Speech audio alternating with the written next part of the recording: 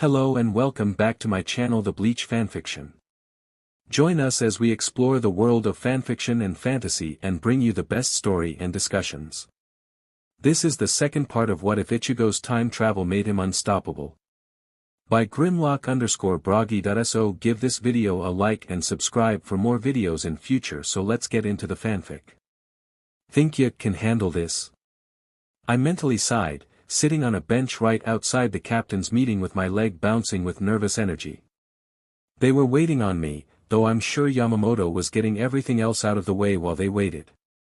I was gonna have to explain at some point. The longer I go without telling anybody, the worse things will get for everybody. This is the best for everyone. While I agree that explaining everything to everyone early on is most beneficial, going through your memories before you are ready will do more harm than good for you. I'll manage. The longer we go without telling them, the less time we have to prepare. King/Ichigo. I'm probably gonna manifest one or both of you while I talk. There was a moment of frustration-filled silence from my Zanpakuto. Fine. The old man's silence was one of disgruntled agreement. Focusing on my breathing, I nodded to myself a few times before getting up and pushing open the doors of the meeting hall without giving myself the chance to psyche me out. Everyone turned to face me, some bored, others irritated, and some concerned, but all expectant. I focused my gaze on Yamamoto, and scanned the room with my Ryatsu sense instead of looking around. Orihime was next to Kenpachi. The two had this weird relationship I would never get the chance to understand. Anytime I got near Kenpachi to ask, he would chase me down for a fight, and Orihime was Orihime, so it was a lost cause. Chad was near Kairaku, seeing as the two shared different versions of the "don't fight unless you have to" mentality. Yuryu was beside Nimue, as he became violently protective of the "I don't know what she is" once he saw how Kuratsuchi treated her. Yoruchi and Kakaku were on Byakuya's right, opposite Renji, and I could feel how set off the nobleman was from how close the war-cat was to him. Ganju was next to Unohana. He probably realized she was the captain of the division Hanataro was in. Rukia was beside Yukitake, and I had to remind myself that she was unseated right now. Jin was gone, probably in jail for like a day or so because he hadn't technically done anything wrong yet. Ryoka. I pulled in my Ryatsu sense to focus entirely on Yamamoto. We captains have discussed all other important matters in this meeting. Some of those discussions remain unresolved. I trust your input will help resolve some of those matters. Begin whenever you are ready. Straightening my back, like I was about to give a report, I opened my mouth before blinking. I didn't know what to say. Or, more accurately, I had too much to say. My mouth slowly closed and my breath escaped me. My gaze fell down to the ground in front of Yamamoto before I looked the old man in the eyes. I don't know where to begin. The oldest Shinigami in the Seriidii stroked his beard once before lowering his hand again. We've time. The beginning.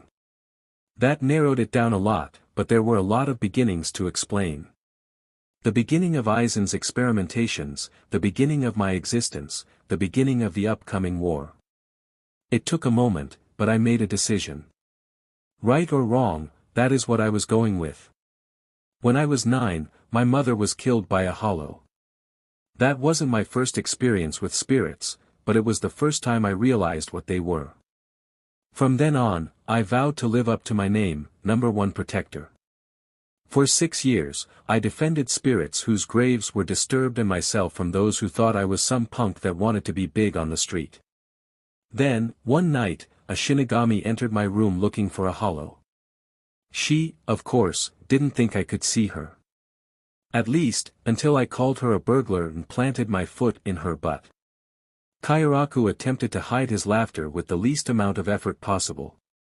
Yamamoto glared at him to silence him, but it did CRP.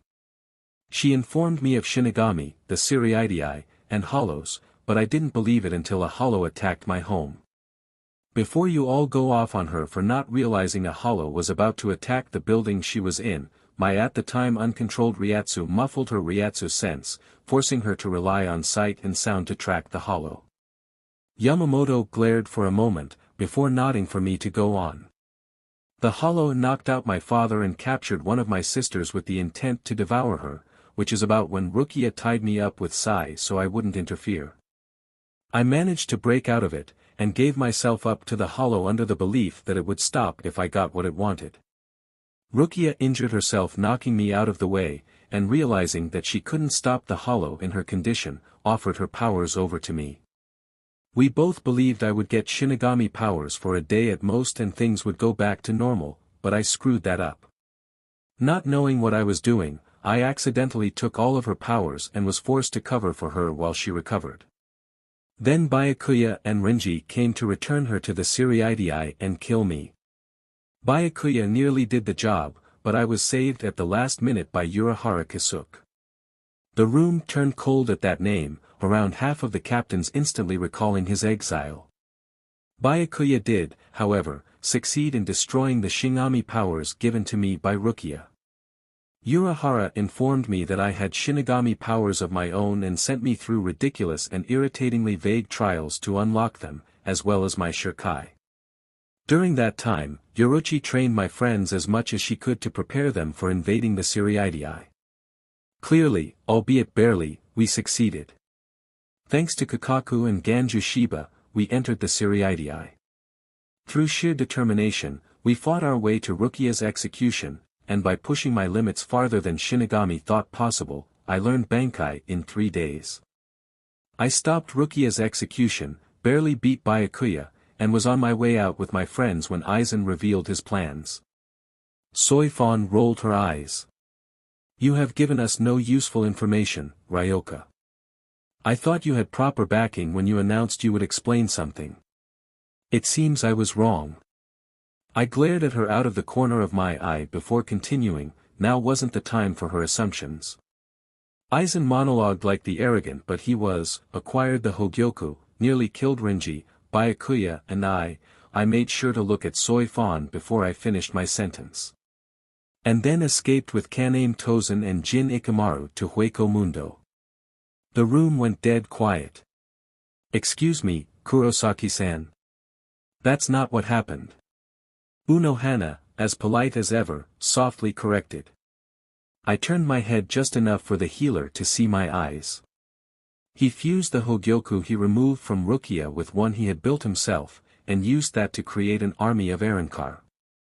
In light of this, a team consisting of Captain of Squad 10 Toshiro Hitsugaya, Lieutenant of Squad 10 Ranjaku Matsumoto, 3rd Seat of Squad 11 Ikaku Madarame, 5th Seat of Squad 11 Yumachika Iasegawa, Lieutenant of Squad 6 Renji Abarai and 3rd Seat of Squad 13 Rukia Kuchiki was sent to the world of the living. They encountered several of Aizen's Arankars, and confirmed that the strength of the enemy was lieutenant level at weakest. Approximately a week after the team was first stationed, Orihime Inoue was kidnapped for her powers. Once brought to the head captain's attention, he ordered that no one enter Hueco Mundo to rescue her, as the life of a single human was not worth such an endeavor.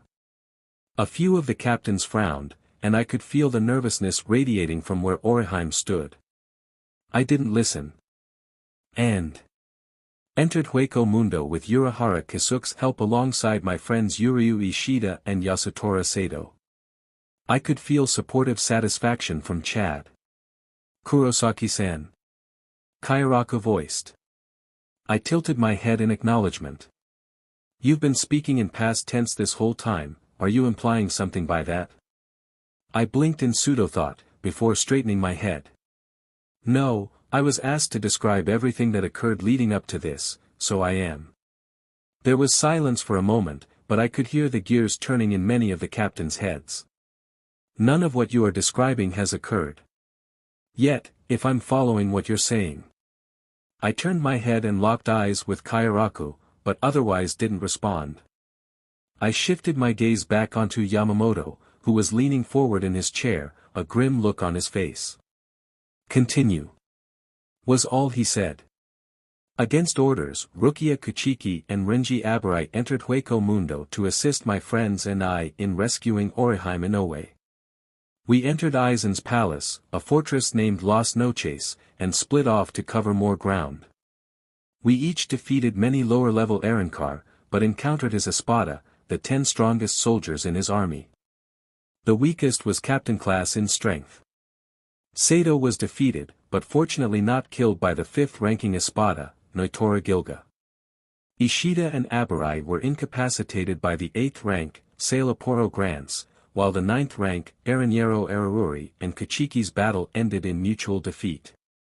I sighed at what I was about to recall, shifted on my feet, and continued before it could get to me. I was killed by the 4th rank, Okiura Cipher. I distinctly heard the sound of Oriheim choking, resurrected by the 6th rank, Grimjow Jigerjax with Inoue's help, and then bested Grimjow in battle. Noitora entered the battlefield before I could recover, and nearly killed me had it not been for an Arrancar I befriended that turned out to be the former 3rd rank, Neliel Tuo Delshvank. She, however, failed in defeating Noitora for complex reasons. I was then saved a second time, but by Zaraki Kenpachi. He was part of a small task force sent to eliminate as many Arrancars as possible before they could enter the world of the living, made up of himself and Captains Unohana, Kachiki, and Kuratsuchi. Kenpachi killed Noitora, Kachiki killed the 7th rank Samari, and the 8th rank set off Kuratsuchi because he was screaming about achieving perfection. I still don't know what happened to the 8th rank. I heard an approving grunt from Kuratsuchi. Kachiki and Kenpachi took on the 0 rank Yami while Unohana healed those wounded, while I took on the most powerful Espada, the 4th rank. Before any of you argue that 0 is above 4, Okiura possessed a secret form that not even Aizen knew about. I know from experience he was able to perform feats the 0 Espada was unable to match. In our fight, Okiura killed me a second time, which was witnessed by Ishida and Inoue. I heard a barely restrained sob from Oriheim. Okiura attempted to kill Ishida and Inoue, but was stopped by my hollow possessing me. I proceeded to fatally injure Okiura, and nearly massacred Ishida had it not been for Okiura breaking me out of my form. After Okiura died, I dropped off Ishida and Inoue to a squared-off area where several healers resided. Throughout all of this, Aizen entered the world of the living alongside Ikamaru, Tozen, and the rank 1, 2, and 3 Espada.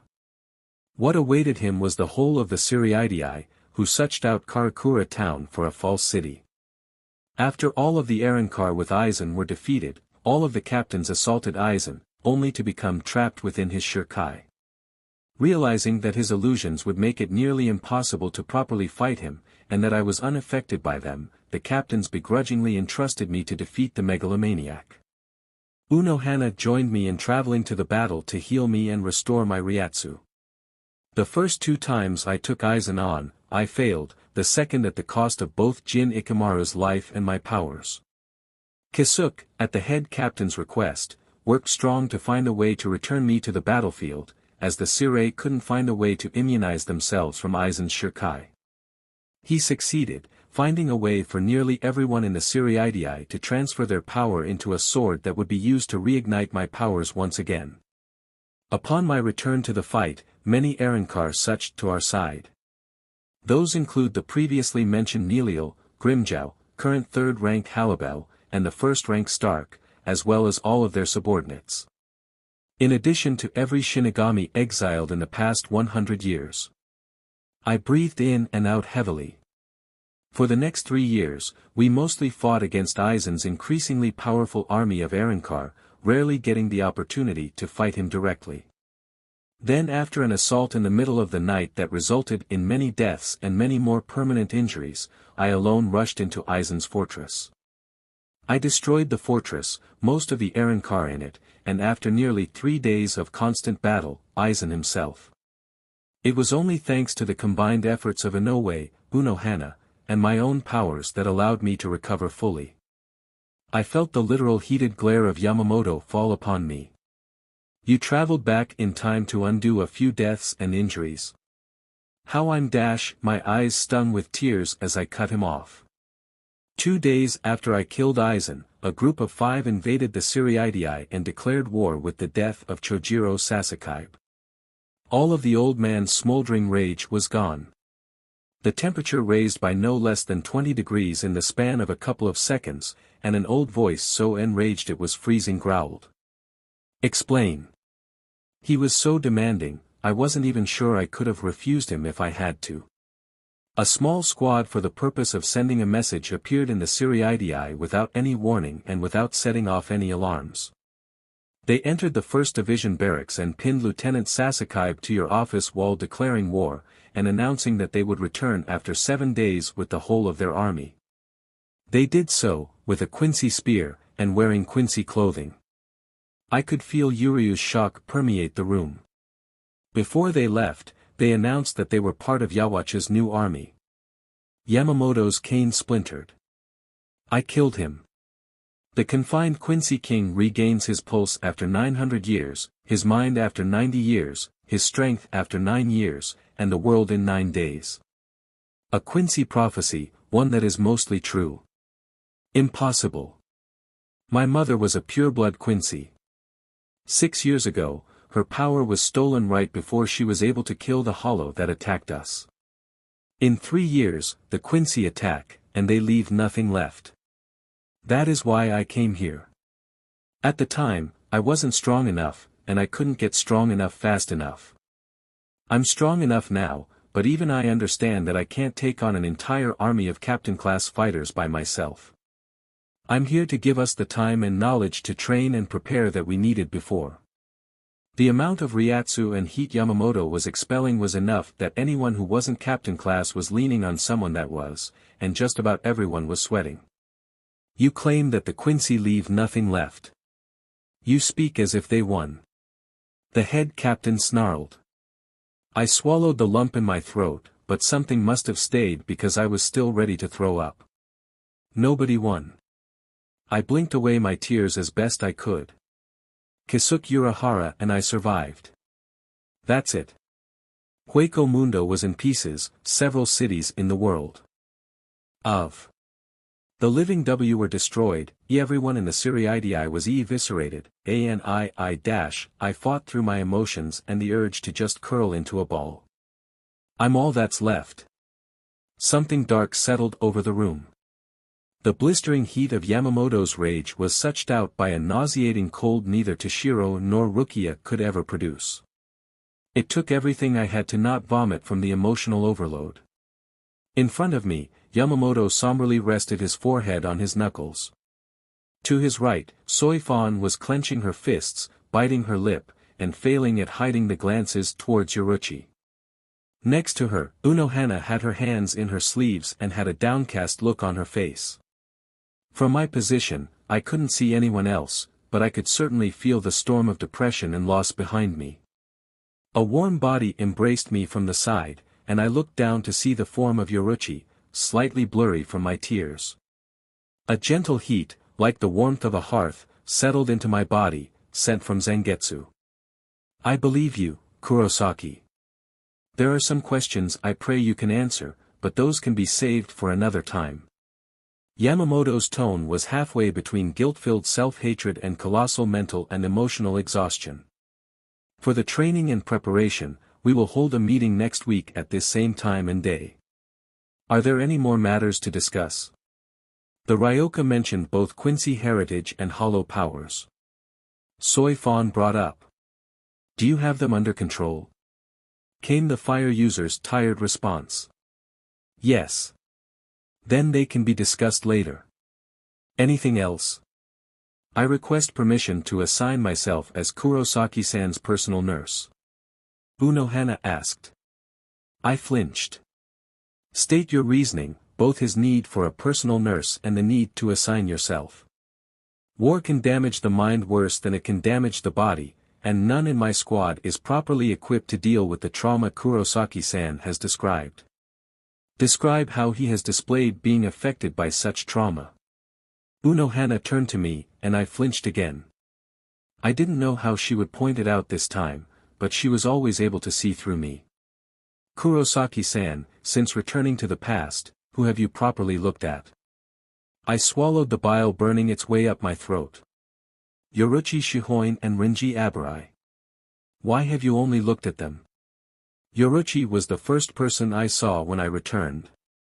Renji would have screwed up my opportunity to kill Aizen. Why have you not looked at anyone else? I couldn't.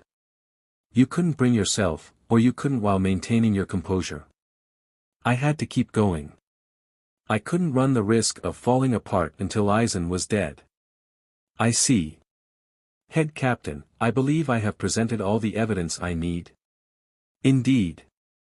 Captain Unohana, until you determine him to be mentally healthy, you are assigned as Kurosaki's personal nurse. Meeting adjourned, you are all dismissed. Soifan and Toshiro were out the door immediately, their intention to train obvious. Most of the other captains left at a more sedated pace, while everyone else remained to gather around me.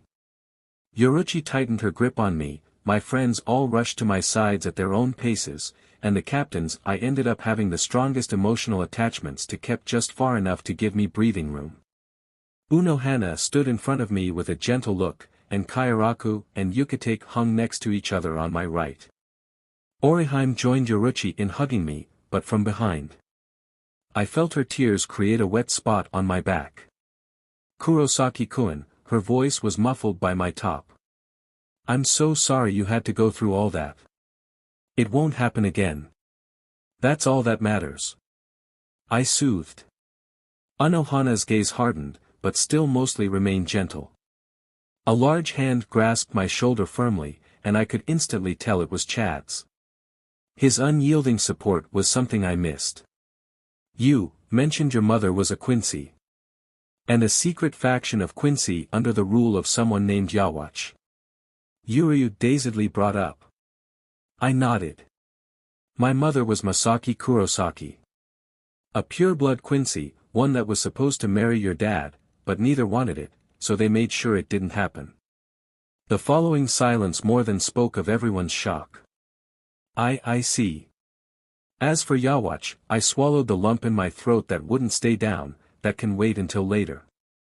Can you use Quincy techniques? I sensed Kairaku and Yukitake perk up at that. I heard the shocked gasp of Yuryu, as well as the odd squeak from Orihime as the crystalline blue of blood vein highlighted my veins. It would be easier to show rather than tell them, I told myself. No other reason. I was choosing not to speak. Yuryu choked on his words, but I already knew what he was gonna say.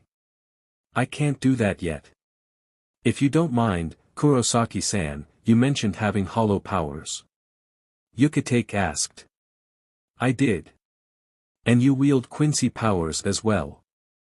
Oh, I knew what he was getting at. My Zanpakuto, Zangetsu, I decided to cut to the chase, is an amalgamation of all my powers. My hollow and Quincy abilities fused with my Shinigami abilities, which is how I'm not in a constant state of dying. Those who weren't aware hollows and Quincy were poisoned to each other gasped in shock. Dying? Kurosaki-kun dash. I just explained that I'm fine, Inoue. Hollows and Quincy normally can't directly interact with each other, their Ryatsu kinda act like poison to each other. Same should be happening to me, but the Shinigami part of me makes it so that I'm fine. I heard 5 simultaneous sighs of relief. Was Ganju still here? Yeah.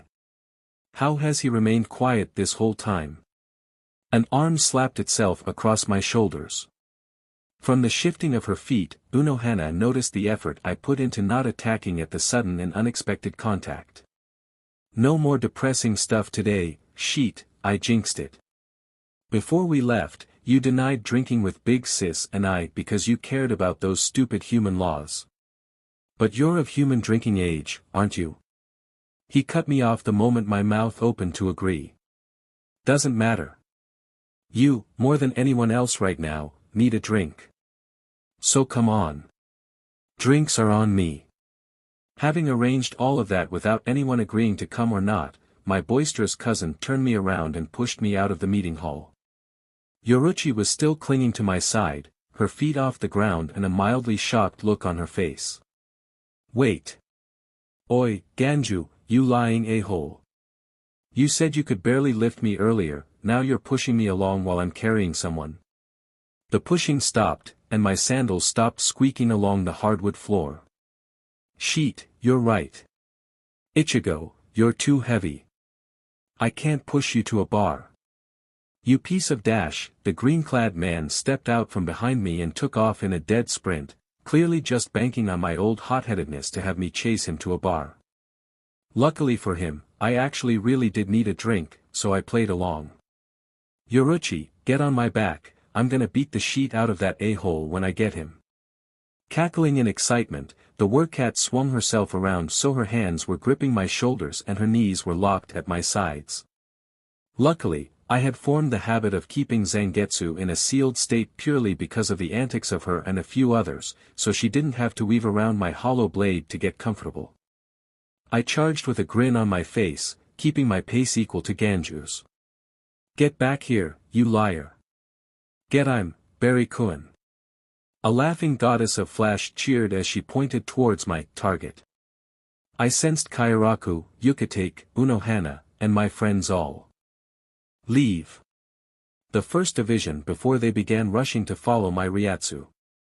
Luckily, Ganju's favorite bar in the Siriidii was relatively close to the meeting hall, only about half a mile or so. He had first heard of it from Kakaku reminiscing over all the drinks she had with Yoruchi over the years, then he had snuck in to steal a bottle during the invasion and practically fell in love. Every time it was his turn to pick a place to relax or celebrate, to the yellow flag it was. It was where Squad 11 members hung around whenever they weren't on duty, so you usually had to pay attention else you got stabbed, punched, or worse, but it was a fun place. Ganju slid to a stop in front of the open sliding doors, a smile spread across his face. He was unprepared for my dropkick to the face. Yoruchi was, though, whooping in excitement as I twisted to land on my feet. As per usual with a Shiba, Ganju got up immediately. What the hell was that for, Carrot Top? Oh, I missed this. For calling me heavy so you could get out of work, you lazy bstrd. Maybe it's because you are heavy, you oversized oaf. I heard Rukia's voice call out as she came closer, clearly missing our old fights as much as I did. Yoruchi began laughing. I ain't heavy, but you clearly can't tell since everything is heavy to you, you midget. I am not weak. You needed help opening a juice box. Her face erupted in an embarrassed blush. Yoruchi wheezed. It was a complex object with a confusing opening process. You stab it. It tells you. I noticed the captains and my other friends interacting with each other, so I focused my attention on that while Shiro took control of my mouth to keep the game going with Rukia. Does this happen often? Yukatake asked Oriheim and Chad. The gentle giant nodded silently while Oriheim hummed happily. Yup. They're not really angry, I think it's just how those two show the other that they care. I see. The silver-haired man chuckled. Kurosaki-san is quite lively. Kairaku mused, a tilt to his voice that displayed his doubts. Next to him, Unohana's unraveling gaze was locked onto me. She seemed to have noticed the tilt. Indeed. Was all she said. How dare you insult my drawings? Rukia kicked me in the shin, before immediately hopping around and cradling her foot. Ow. What are you made of? I smirked. Hierro and Blut Vene. I don't even know what those are. She screeched. I laughed. Ganju boomed with laughter to my left. I'm liking this older Ichigo. Now hurry up, I want to get plastered. He burst through the doors and I followed his lead, sensing the rest of our group filtering in silently. Yoruchi shifted on my back, and her face was suddenly in front of mine, upside down. I'm disappointed in myself, I didn't even ask what your drink of choice is. I shook my head and gently pushed her back before my gaze zeroed in on the bartender. Ganju, you said you're paying, right? I shouted. Hell yeah. Then barkeep, gimme the strongest you got. An ecstatic snicker sounded behind my ears. Oh, I'm getting in on this. The dark-skinned beauty cheered. Make that 3. I can outdrink that orange-headed chump any day. Renji bellowed. Is this a contest? No way will I miss this. Ranjaku popped out of nowhere. Oh yeah, this was her favorite bar, too. Though that was because it was hell for Toshiro to scour the thick crowd in search of her. He would give up more often than not and she would manage to put off paperwork for a day. I'm joining in too. Ganju grinned. Now, I'm normally one to sit back and relax, but when things are this riled up, who am I to refuse? Kairaku exclaimed with a carefree smile. I think I'll just stick with the children for this one. Yukitake announced, leading to Yuryu, Oriheim, and Chad to flock to him. Everyone participating in the contest slid into a seat at the bar. The line went with Ganju at the far left, then Kairaku, Yoruchi, me, Ranjaku, and Renji. 6 huge mugs manifested in front of us thanks to the weirdly fast bartender. A wide smile was on everyone's faces, and a happy mood filled the room, with the Shinigami not participating hyping everything up with their near-perfectly synchronized shouts of chug, chug, chug. In silent agreement, all the glasses lifted as one. The alcohol tasted sweet, had a maple hint, and would have made a human see double from a single gulp. As expected, Yoruchi's mug slammed against the bar an instant before mine, with Ranjaku's following. Kairaku gently set his cup down, Renji Dmn near broke his from the force he used, and Ganju fell backwards, half of his mug spilling onto his crimson face. Whew! That's some strong stuff, barkeep. Kairaku praised. We got that from this brewery over in East Rukongai, Boar's Hat. Great stuff, but most people can't stay awake long enough to enjoy it. Most people weak. Renji slurred, gripping onto the bar like his life depended on it. Who's ready for round 2? I yelled. Yoruchi and Ranjaku cheered, before they were drowned out by the screams of DMN near everyone else in the bar. I blinked, and the 5 mugs left were filled to the brim. Should be impossible, but I stopped questioning how the bartender was so fast 8 years ago. Once again, the glasses were lifted, and a hint of maple greeted my tongue. Renji's cup was the first to drop, slipping from his fingers as he collapsed to the right. His shirt got soaked, his body rolled to the ground, and his snore filled the air. I finished my cup first, with Yoruchi and Ranjaku slapping their cups on the bar at the same time after me. Kairaku leisurely slid his empty mug onto the polished wood, a soft blush on his face that both Yoruchi and Ranjaku mimicked. He chuckled well-naturedly. Seems those two should wait to try the adult drinks. Luckily I managed to find some friends that can hold their liquor. I smirked, Yoruchi bouncing in her seat as she met my eyes. I didn't know you could drink this well, Barry-kun. I thought you would drop at the same times as Renji. I barked out a laugh. Are you kidding? That pineapple couldn't stay sober if he drank grape juice. Now come on. Round 3 is waiting. A deafening roar of approval from the crowd behind us, and the glasses were raised again. It took 4 more rounds for Kairaku to exit the contest, reasoning that Nanao would do worse than whatever hangover he'd have if he kept going. By that point, I was starting to get tipsy and Yoruchi and Ranjaku were slurring their words. The busty blonde crashed at the 11th round, but I had enough of a clear head to be able to catch her. I made a mental promise to carry her to her apartment after I beat Yoruchi. That took another 6 rounds, because the chocolate-skinned woman cheated by subtly using her shunko to burn away the alcohol. I still won though, to the approving uproar as the purple-haired woman's head fell to the counter. Shiro used our high-speed regeneration, as weak as it was in our sealed state, to get the alcohol out of our system as I picked up Yoruchi and Ranjaku. Holding the goddess of flash up by the back of her collar, I maneuvered my hand to lift her off the stool and onto my back.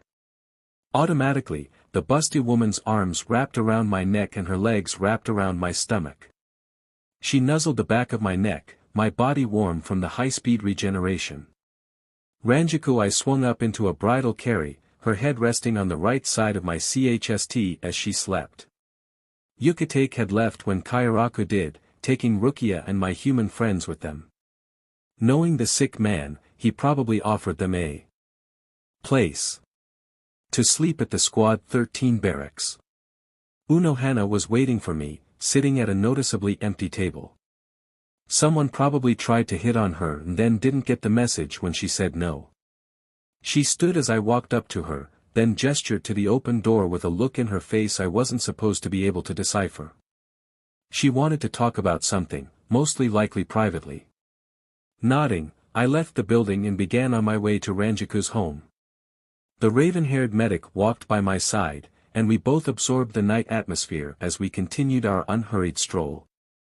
No matter how many times I saw it, the night sky of the Siriidii was breathtaking. The stars shone brilliantly, unlike in the world of the living. It had a certain warmth to it that Hueco Mundo desperately lacked, although the small crescent hanging in the sky of the Soul Society couldn't hope to compare to the magnificent orb that watched over the endless desert. It was mostly quiet, but the soft rattling of lanterns from passing patrols, and the distant conversations that passed through the air created this soothing atmosphere I was never able to put a name to. Orihime had fixed that, though. She once absent-mindedly called it, lived in, and we had all unanimously decided it fit perfectly. Kurosaki-san. I grunted softly in acknowledgement. Out of all the captains, you have given me the most respect. Why is that? I turned my head to see her curious eyes locked onto me, before smiling softly and looking forward. My father was a doctor, and my home was part clinic, so it started off as general respect for your job.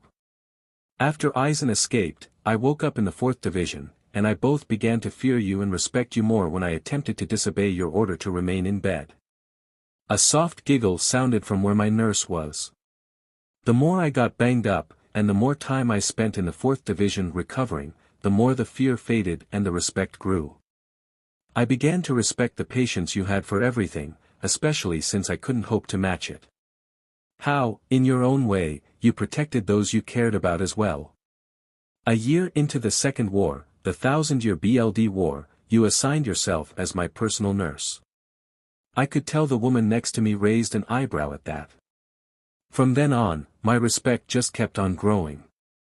Since it was during wartime and all, you had to cut corners you otherwise wouldn't, but you would stop me whenever I was pushing myself harder than I absolutely had to. Mid-fight, even, you'd just throw me off to the sideline and fight for me. Once, I was so dead set on joining a battle when I was injured, you knocked me out by punching me in the face. I chuckled at the memory. I couldn't even tell you when, but at some point, we stopped being patient and nurse, and evolved to partners. It went from you making sure I don't push myself too far to us taking care of each other. We'd fight back to back, hold each other back from doing something stupid, heal each other's wounds.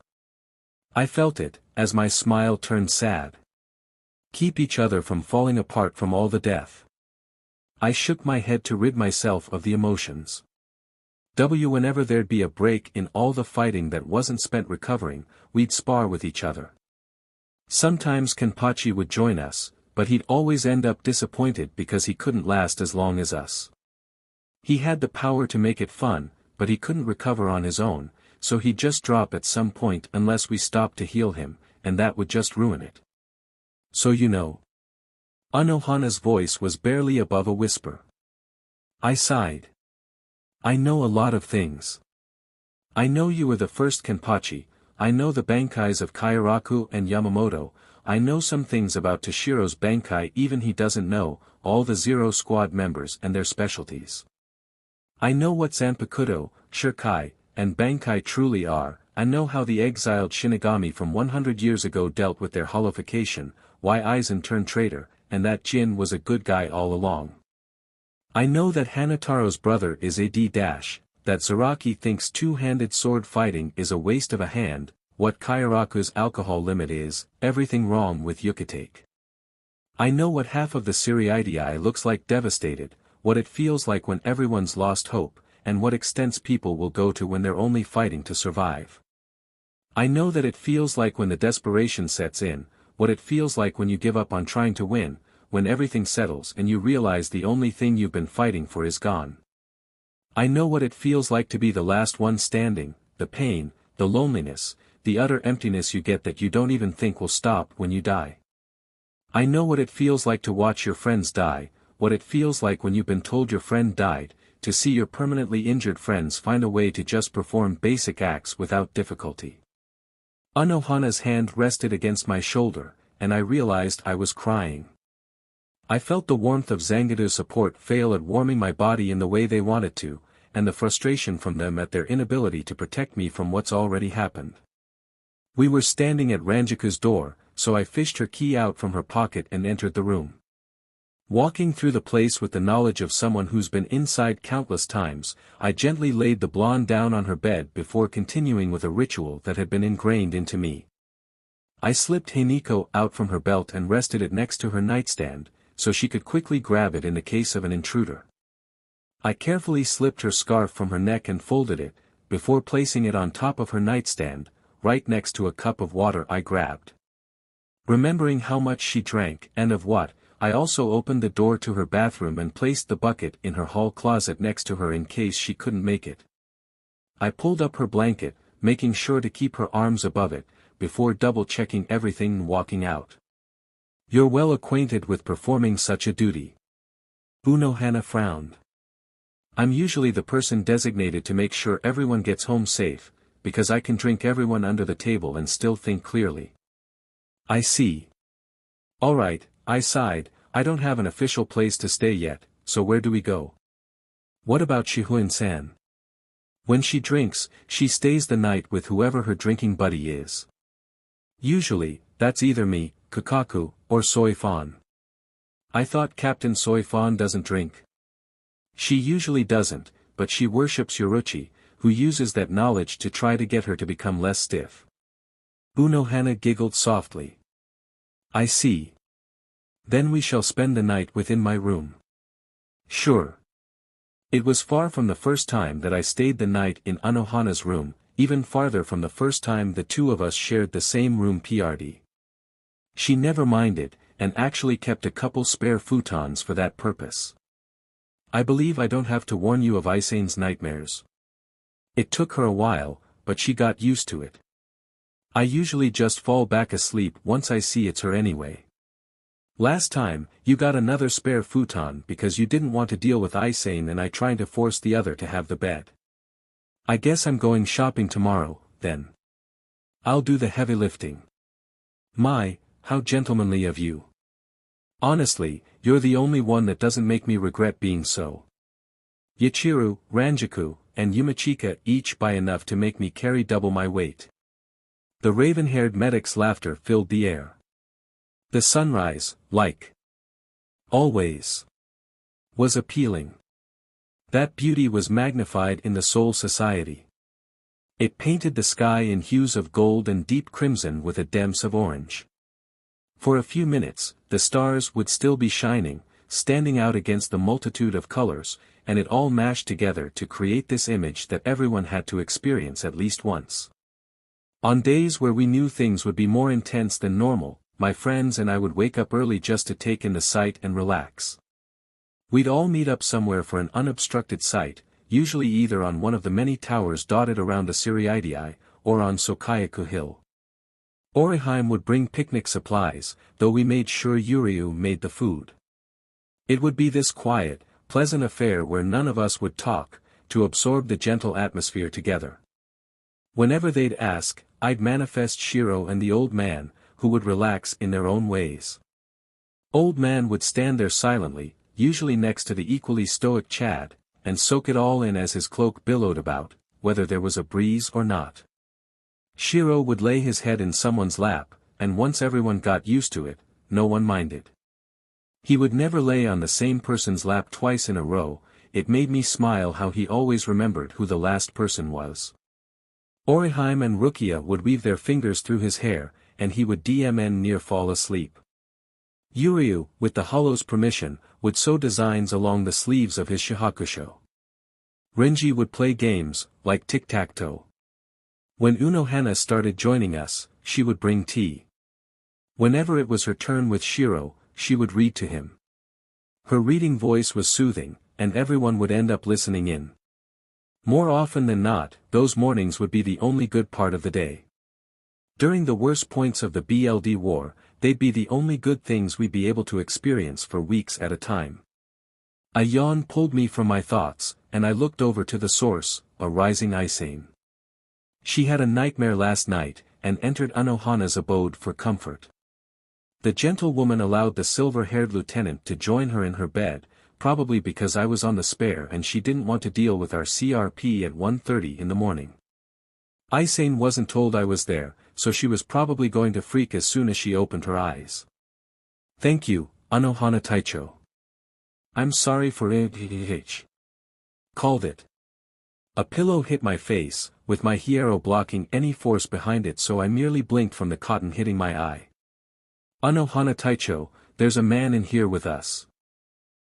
Yes, I know. There's nothing to worry about, Isane-chan. Trusting Unohana to deal with this, I looked back out the window to continue watching the sunrise. What? But he's the Ryoka from Kachiki-san's execution. Indeed he is. Isane-chan, this is Kurosaki Ichigo, a time traveler who came to warn us of a war, and my patient. Without shifting my gaze, I waved in greeting. This is no dream, Isane-chan. You can stop pinching yourself.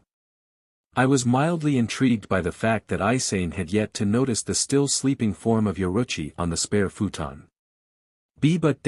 She stopped talking when I rose from my position in the far corner of the room. You two can chat in here, I'm gonna go have breakfast. This shouldn't take too long, Kurosaki-san. I trust you know my preferences. I nodded as I strapped the sealed Zangetsu to my left hip. Yeah. Should I make a plate for Isane, too? I believe that would be too much for her right now. Got it. I'll be off, then. Yoruchi will wake on her own, grab some water, and then do her own thing, so just leave her be. I shut the door on my way out, and began lazily sauntering to the 4th Squad cafeteria. I passed by a good number of faceless Shinigami, and responded in kind whenever one greeted me. The majority of the division seemed either wary or outright afraid of me, which kinda made sense. I was an invader suspected of murdering one of the most gentle captains of the Soul Society up until yesterday, after all. One who went toe-to-toe with Kenpachi of all people and won, albeit barely. As well as one who prevented the execution of a criminal, manhandled 3 lieutenants, beat one of the stronger captains, and slaughtered 2 more captains with ease after they had been revealed as traitors. Add on the rumors that were no doubt running around, and there was a good chance half the people in the Siriidii probably thought I was some sadistic murderer that could overpower Yamamoto and enjoyed eating children. Wait, Ranjaku definitely saw me standing up while covered in fatal injuries and soaked in my own BLD. Rumor mill might actually be painting me as a relentless immortal demon that leaves a trail of destruction wherever he goes. Not really wrong, there. Only in my hollow form. And only when I'm really set off. Oh, Hanataro was leaving a patient's room a few feet away. Oi, Hanataro. The timid guy jumped almost a foot in the air at my voice, before turning with shock and relief in his tired eyes. DMN, nearly forgot the guy probably gets less sleep than I do. Oh, Kurosaki-san. It's so nice to see you're healthy. I smiled. He was always so tired, he never had the energy to raise his voice when he was excited. Wait, if you don't mind, why are you in the 4th Squad? Are you hurt? I chuckled, it was nice to see he never changed. No, not at all. Unohana has assigned herself to be my personal nurse, and I didn't have a place to stay, so I spent the night on her spare futon. Oh, that's good. Wait, actually, it's a really big deal for someone to get a personal nurse, and Anohana Taicho has never assigned herself. What happened? I tilted my head. Hanataro was usually caught up on gossip, people never bothered to censor themselves around him because he was so timid and meek. You haven't heard? Are you talking about the rumors?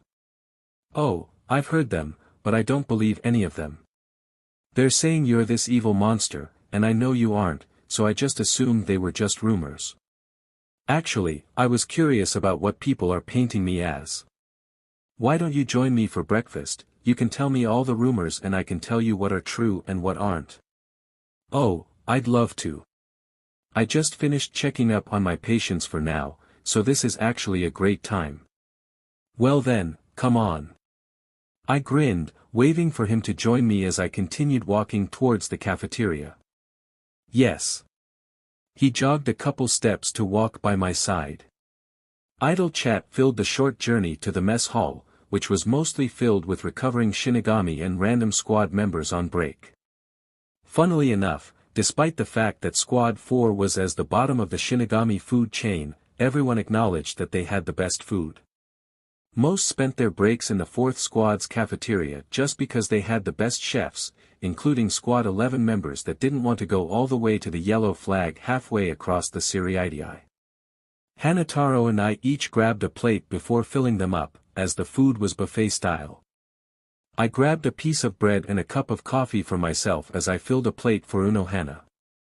I was more of a tea person, but coffee was the better drink during the war.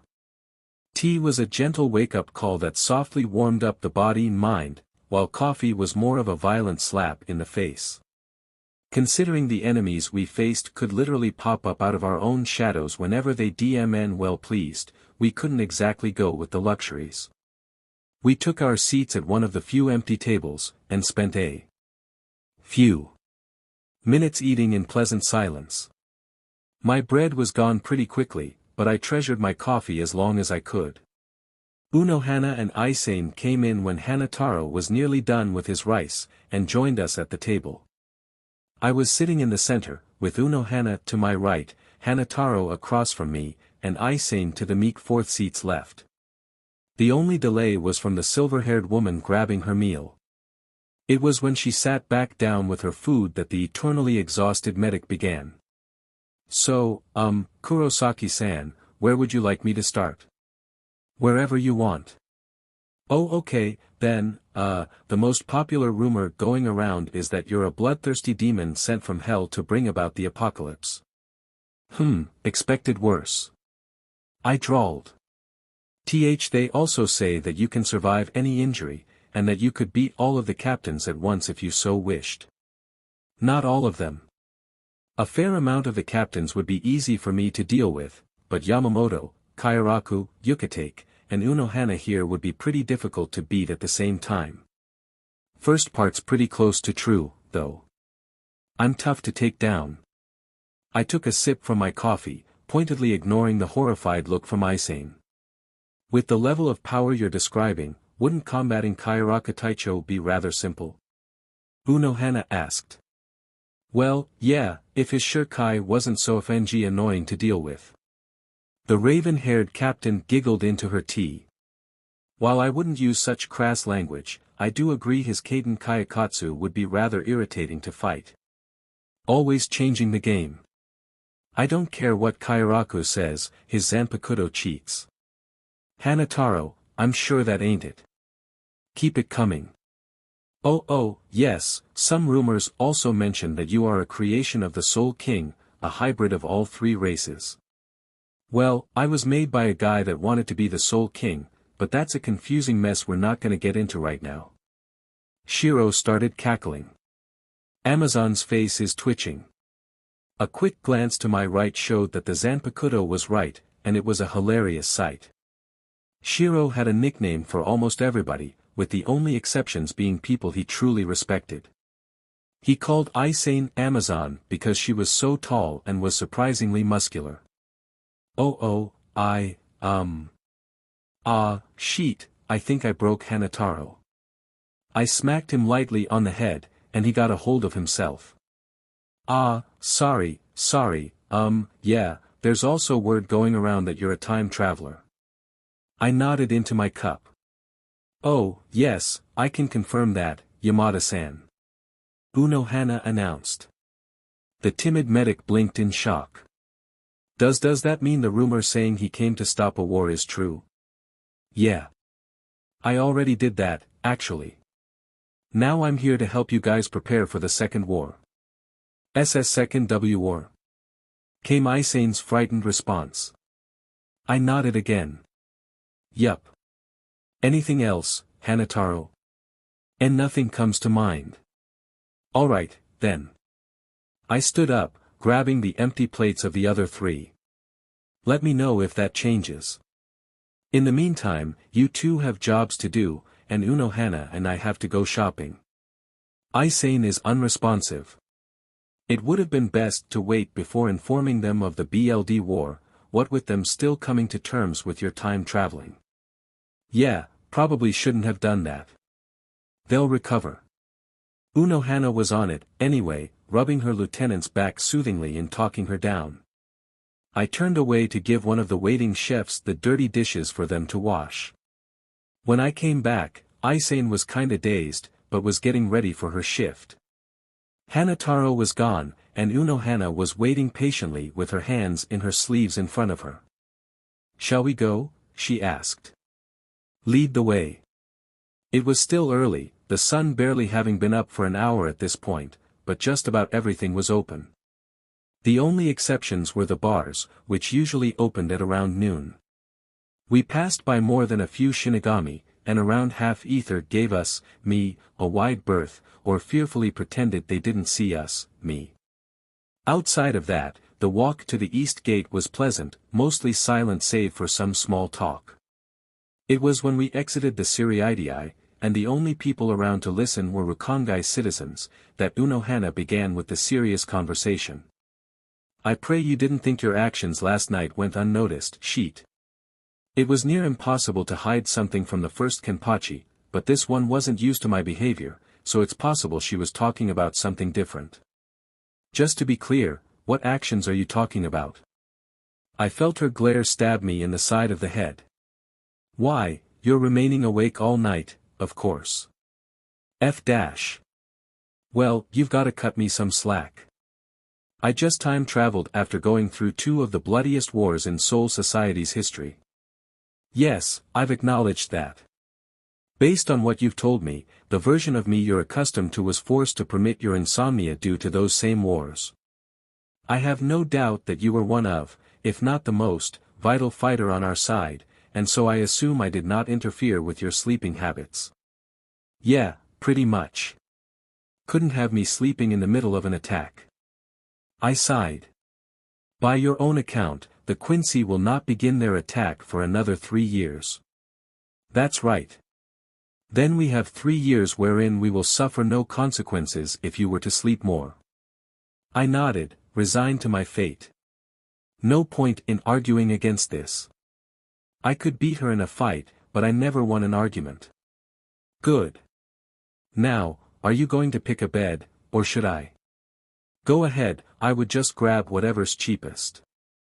We were browsing the stalls for food, my new futon being carried over my shoulder and a couple bags of groceries held in my opposite hand when a hell butterfly floated up to us. It landed on Unohana's finger, and informed us of a captain's meeting to be held in an hour and a half regarding my powers. We agreed to continue the trip afterwards, and returned to Unohana's home in the Squad 4 barracks. At her request, I organized the beds so that Unohana was in the middle with me on her left and Isane on her right, whenever the lieutenant joined in. The nurse watched in amusement as I placed all the food we had gotten in their proper places without her input before we began on our trek to the 1st Division for the meeting. When we got there, the doors weren't opened yet, and a couple captains and lieutenants were waiting on us. Yukitake, Kairaku, Byakuya, and Soi Fan were waiting with their lieutenants, and Isane immediately left to mingle with her sister and Nanao. Yukitake and Kairaku walked over to us with gentle smiles across their faces, and the 4 of us sat down at a bench. The flowery captain and I sat on the outside while the first Kenpachi and the silver-haired captain sat on the inside. Didn't expect you to be so punctual, Kurosaki-san. Kairaku without his eye patch would have to take some getting used to. I sighed, faking irritation. As much as I look it, I'm not a delinquent. My hair is naturally orange, and I get into a lot of fights because gangs think I'm one, but I'm almost always near the top of my class in my studies and I enjoy reading literature. I missed a lot of school because of my Shinigami duties, so my teachers assume I cut class, but I never miss assignments and I'm somehow rarely late to class despite hollow attacks. Yeah, I'm a little rough around the edges, but just because I can't always think before entering a situation doesn't mean I'm dumb. That got the lazy captain laughing. Well, color me surprised. Aren't you the definition of, don't judge a book by its cover? I laughed. Yeah, I get that a lot. Doesn't help that I used to scowl at everybody in Rukia and I played around by getting into fights with each other. Now Yukitake and Unohana joined us in laughing. Even I have to admit, it's tough to picture me as a nice guy when most Shinigami remember me as the guy who invaded their home, kicked the butts of two of the strongest captains, and prevented the execution of someone seen as a criminal. Unohana hid her giggles behind her hand, and Yukitake rested a hand on his stomach as he chuckled. Yes, I imagine that would make things quite difficult. Oh, you don't know the half of it. According to the rumors going around, I'm a demon sent from hell to bring about the apocalypse. I haven't even used my hollow powers yet. Oh, dear me, how did that come to pass? Kairaku's mouth was agape, with the corners curled up in clear amusement. I shrugged. I think it started when Ranjaku saw me stand up with two giant gashes across my chest and covered in more BLD than should reasonably be outside the body. She probably told someone, who told someone else, who told someone else, and it probably got lost in translation at some point. Well, now I'm interested, what else are people saying about you? Oh, that I can survive any injury and can beat all of the captains at once. Not too far off. Not too far off. What do you mean? Yukitake asked. At my strongest, I can regenerate from nearly any injury. As for fighting the captains, I can easily fight most of them as they are, but you three and Yamamoto are those that would give me some trouble. Yukitake raised an eyebrow. Kenpachi Taicho and Kuchiki Taicho would be easy for you. I nodded. Zaraki is an animal, one that shrugs off any and all injuries, will prolong the fight if he's enjoying it, and goes off instinct alone. He can't recover from his wounds, doesn't pay attention to where he's getting hit, and his habit of prolonging the fight can bring about his undoing. Moreover, while instinct is great, you can't just fight mindlessly. Byakuya is the opposite, relying on skill and his Zanpakuto's ability to overwhelm his opponents. He prefers to stand off to the side and let his Zanpakuto do all the work, but don't let that confuse you into thinking he can't fight up close and personal. Out of the two, I'd say Byakuya is more dangerous because he knows what he's doing and can fight in various ways. Honestly, the only reason I can beat him is because I have pretty unfair abilities myself. I see, but the three of us would prove a hassle even with your unfair abilities? Kairaku asked. How can you not? None of you three have abilities that are easily dealt with.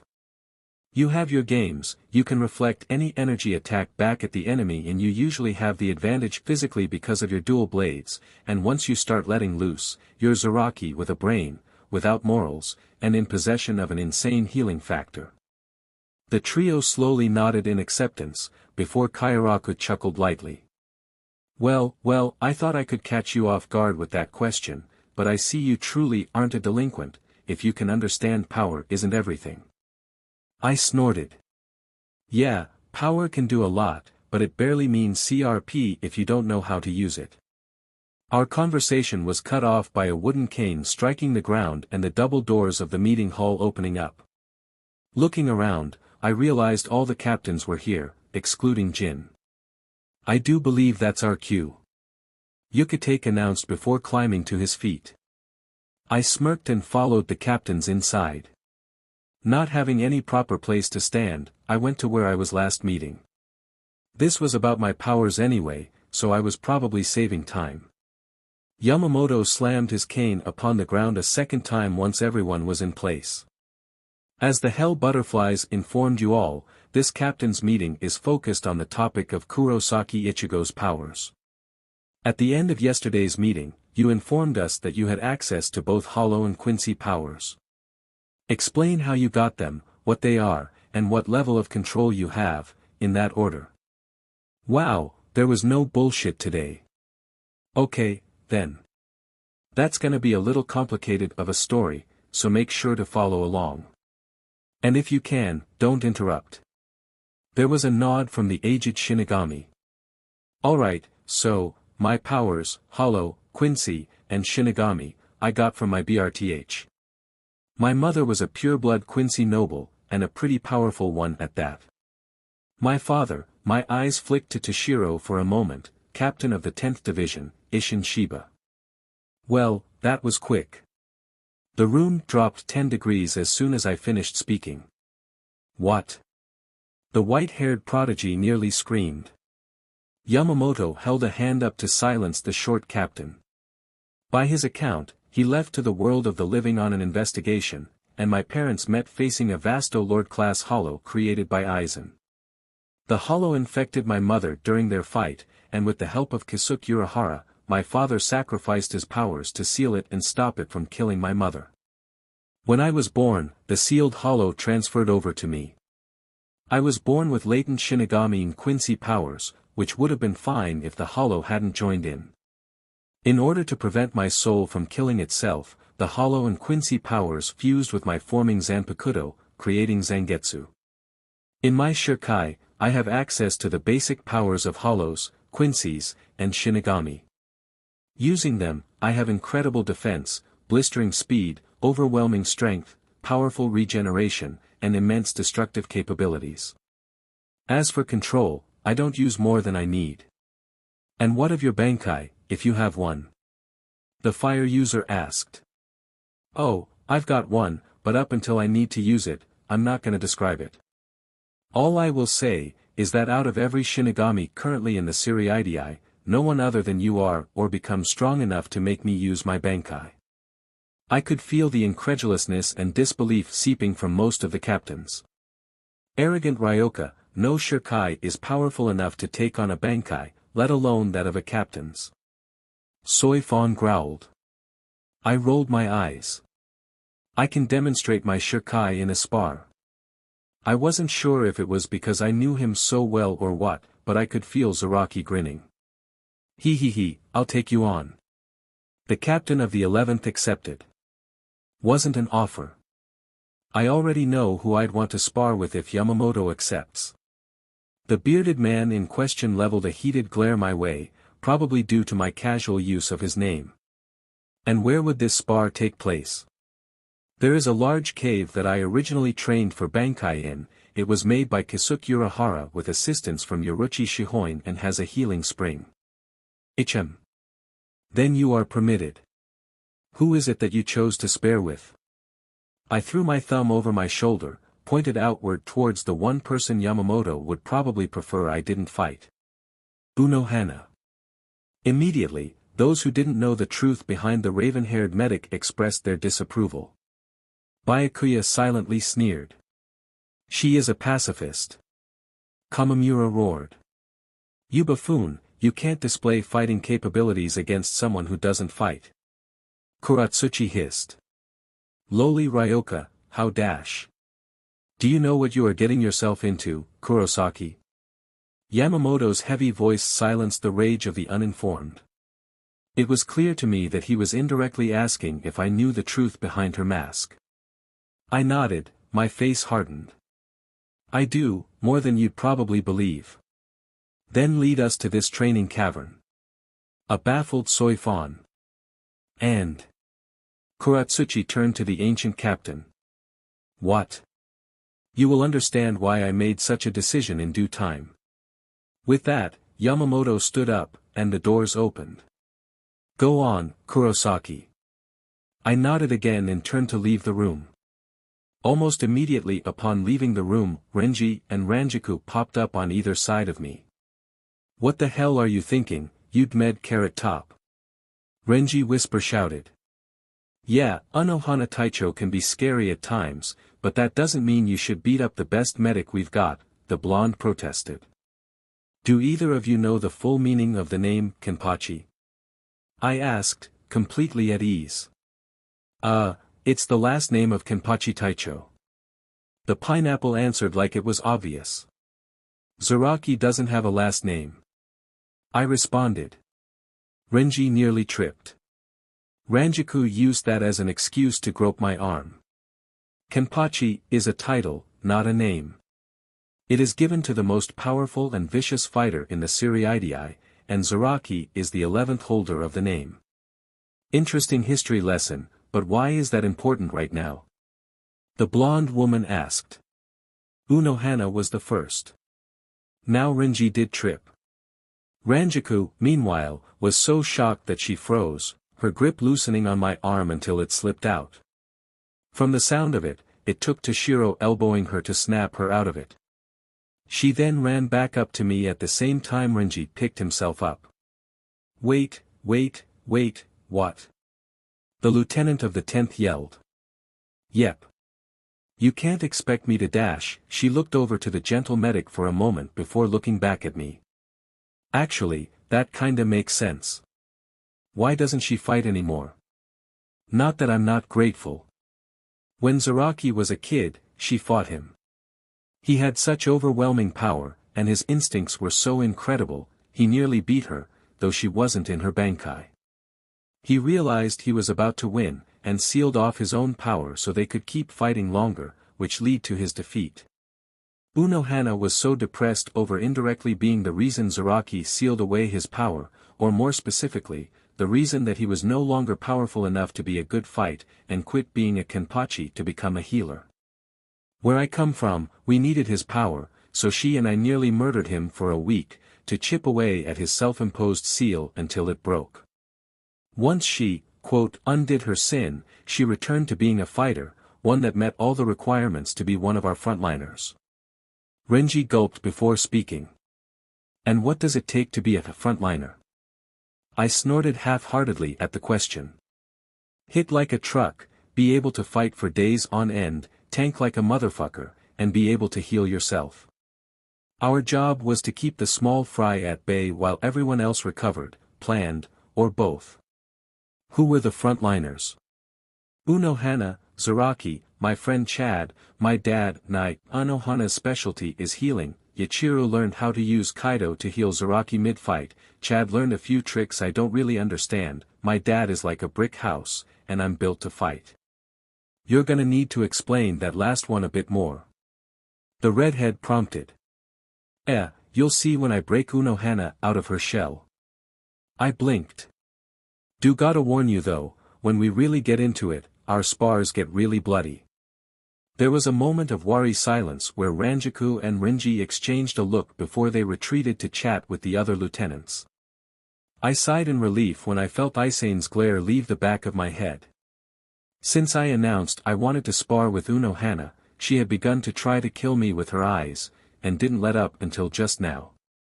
We entered the cave relatively quickly, only took about half an hour. All the lieutenants save for Renji stared in awe, and I could feel how smug Renji got as he explained this was where he got Bankai. Most of the captains gave it a passing glance, save for Kairaku, who immediately saw the healing spring. A single glance towards the collection of captains was all I needed to understand how uncomfortable most of them were. Yamamoto, Kairaku, Yukatake, and Zaraki acting so serious was certainly worrisome if one didn't know why. I pointed to a cliff overlooking where I wanted the fight to start. Go over there if you want to watch. You'll still be able to hear us clearly, and you don't run the risk of getting caught in the crossfire. All was silent as almost everyone moved over to where I had asked. Unohana and I stood a little ways away from each other and in clear sight of the spectators. Without hesitation, I drew Zangetsu, but Unohana didn't respond in kind. I rolled my eyes, but I knew this was going to happen. Breaking her out of her shell wouldn't be easy, what with how long she had been hiding in it. Oi, I wanna watch from outside. I do as well, though I wish to discuss some matters with Yamamoto. I shrugged before looking up, specifically at the bearded captain. Yo, I'm about to manifest my spirits. Yamamoto, one of my spirits looks like Yhwach, don't attack him. The fire wielder was silent for a moment, before nodding. Immediately, Shiro and the old man were behind me. Because he probably didn't give a shit, Shiro hopped up to join the spectators without hesitation. The old man followed, but used Hirenkyaku instead of jumping. Hollow. Shut your trap, Bumblebee. I ain't gonna hurt any Ohya. Unless you give me a reason, at least. Even from down here, I could hear the ensuing growl from Soy Fan. Oi, lungs. Me? A confused Yukatake asked. You. Sit down, I'ma lay my head in your lap. And now Kairaku was laughing. Throughout all of this, Unohana was blinking in surprise in front of me. Shiro likes laying his head in people's laps. I explained. Old man, or Asen for short, liked to stand around with his cloak flapping around.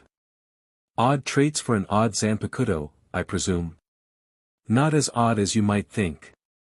Shiro likes that because when our mom was alive, I would lay my head in her lap to relax. Asen likes the cloak flapping thing because I liked to play Kamen Rider when I was a kid and I felt most invincible then. He says that's when my inner world would look its best, meaning when I was mentally best. Her eyes widened at my words. I adjusted my stance so I was holding my sealed blade with both hands. Moving on. I felt the attention of all the captains and lieutenants focus on me. You've all heard part of my release phrase. In case you haven't put the pieces together from Kairaku and Yukatake, dual wielders have two halves of their release phrases.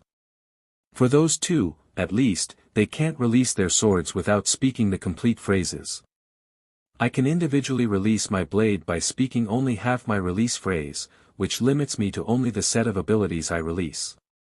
When I speak my full release phrase, I have access to all of my abilities, but I change physically due to my hollow powers. I say this in warning, don't attack me because of how I look, or I throw you across this cave. I could have sworn I heard Soy Fan growl again, but it was quiet enough I wasn't sure. My Ryatsu skyrocketed, and my triage of colors encircled me. Now, shatter fate and tear the heavens asunder, Zangetsu. There was an explosion of power that kicked up dust in its wake, as per usual when I released my complete Shirkai. It was helpful for distracting enemies on the battlefield, in addition to serving as a good warning of who they were up against. At some point, I got into the habit of rushing out from the cloud and beginning my assault before anyone could recover, so it was uncomfortable just standing still after my release. I could feel a storm of emotions centered around me manifest as soon as the cloud dissipated. A lot of suspicion, uncomfortably prying interest that was probably from Kuratsuchi, general disgust from Soy Fan, and gentle curiosity I immediately placed as from my three favorite captains. The intense focus on me wasn't all that surprising. My power, while not flashy, wasn't exactly subtle either. Just as with my incomplete release, my blades separated into two, and in the same shapes, only Shiro's blade was white. I also had the markings from our hollow form spreading out from where my hollow hole normally sat, though only the left side reached all the way to my head. My left eye also hollowified, the white of my eye melting to black and my brown eye shifting to a shining gold. One of my horns also grew out of my head, sharp, long, and curved. Unohana stared at me in curious fascination. Quite the display. She breathed. I shrugged. I don't really care about being flashy. I'd say I could go without, but it's a good distraction. I readjusted my grip on my blades and shifted on my feet. You're gonna wanna draw Minazuki. Is this really all that necessary? Surely you're capable enough that being short a single fighter wouldn't make that much of a difference. I narrowed my eyes. For most of the war, Yhwach sent out near-endless waves of foot soldiers to keep us exhausted and unable to properly recover. Our tacticians formed a group of fighters who served the purpose of keeping those foot soldiers at bay, so everyone else could heal, plan, and conserve their energy. That group, the frontliners, were the most important people in the war, and the selection process was unforgiving. With our job, we couldn't afford to have a weak link. At our best, you and I made up 2/5 of that group, so yes, you deciding to join the fight is necessary. She drummed her fingers along the hilt of her sword. You came here to change that outcome, didn't you? You keep throwing excuses, and I'm gonna start SWNGNG whether you've got your blade out or not. You're an honorable man, surely you wouldn't dash. You taught me to fight dirty. She blinked, and I watched as her mouth repeatedly opened and shut in an effort to refute that. I rolled my eyes and cracked my neck. This is going to be irritating. Alright, I'm starting. She was right, I was honorable, so I gave her the warning she was too ruthless to give. Deciding to start things off easy, I shot forward in Shunpa. Her eyes widened and she backed out of the way of my first swing. The medic retreated as fast as she could while raising her arm for a Kido spell, and I smirked before following her. A crimson orb manifested in her hands, and I watched the shock fill her eyes as I kept charging forth. Heido number 31, Shikaho. The crimson orb exploded in my face, and I burst through the smoke without so much as a scratch with Asen's blade rushing forward towards her neck. My smile grew when she leaned back, my experienced eyes tracking the way she kept herself from instinctively punching out. A twitch of my arm, and Asen's blade was rushing towards the ground, edged down in hopes of striking the woman. It was like seeing hairline fractures form in her shell, the way she rolled to the left and came up with another spell ready. Heido number 58, Tenran. Shiro's blade snapped out, the wind pressure from my slash cancelling out the tornado coming at me. I was in front of Unohana in an instant, with my hollow blade cutting across the air with the intent to kill. Bakudo number 81, Danku. As soon as the wall formed, it was cut down, but the delay was enough for the medic to retreat a couple steps, not like that would do much. Bakudo number 4, Heinawa. The bright yellow rope flew at me, and I didn't even have to think, black Ryatsu leaking off of Asen's rising blade. I decided to cut her some slack for now, leaving the Getsuga nameless. The Bakudo spell vaporized anyway, but the slash was weak enough for the experienced captain to Shunpa to its right. I heard a few unfortunate rock formations take the brunt of the heaven piercer, but I didn't care. I swung out horizontally with my Quincy blade, brilliant blue arcing off of it as a splatter of Hylic files. Bakudo number 39, Enkozen. The shield of Ryatsu blocked 2 arrows before breaking, and I was right behind them with Shiro's blade hurtling towards Unohana in a diagonal slash. She barely managed to roll to the left without injury, only to come up with my Shiro pointed at her from my horn. Bakudo number 44, Sakisho. She was smart enough to keep on running to the side as the red blast tore the shield apart like paper. I sonidoed in front of her, and my smirk grew minutely when she was unable to stop herself from socking me in the jaw. My head snapped to the left, but I brought my right blade inward. She shunpaed in retreat, and I followed with Shiro's blade brought back for a heavy swing. Bakudo number 30, Shitatsu Sansen. My hollow blade shattered 2 of the triangles, and the final one broke apart against my hiero. Come on. I'm built to fight, just indulge yourself. Her response was a silent sokatsui to my face that tousled my hair. I've told you before, you and I used to fight all the time.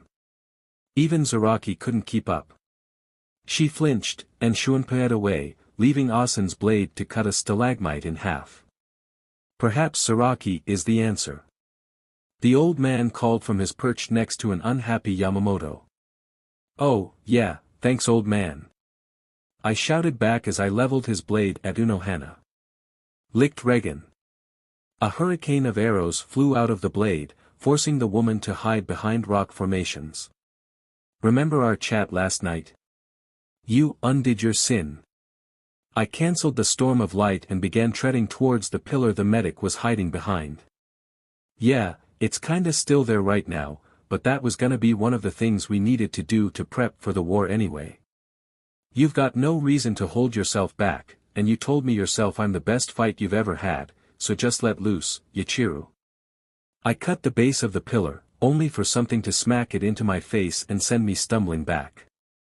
I gathered my bearings just quick enough to block the blur of silver, and my grin grew unhindered on my face, mirroring the one upon the face of the first Kenpachi. Bankai, BLD soaked her blade, in such an excess that it dripped to the ground and formed a quickly growing pool. Her Ryatsu exploded, but it wasn't even enough to make me shift my feet. Minazuki. Asen's blade lunged out at her throat, only striking air as she leaned out of the way before she tore into a frenzy of slashes that I matched with glee.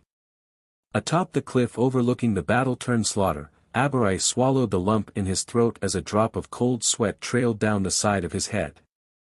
"What the hell?" he shakily asked. Anohana's lieutenant was next to him, just as frightened. "I've never seen Anohana Taicho like this." She shivered. "It's so scary. What did that Ryoka do to her?" Soifon snarled. "He broke her out of her shell, Soifon Taicho," Yamamoto gravely informed. The announcement shocked nearly everyone atop the cliff. "What?" the captain of the stealth force breathed.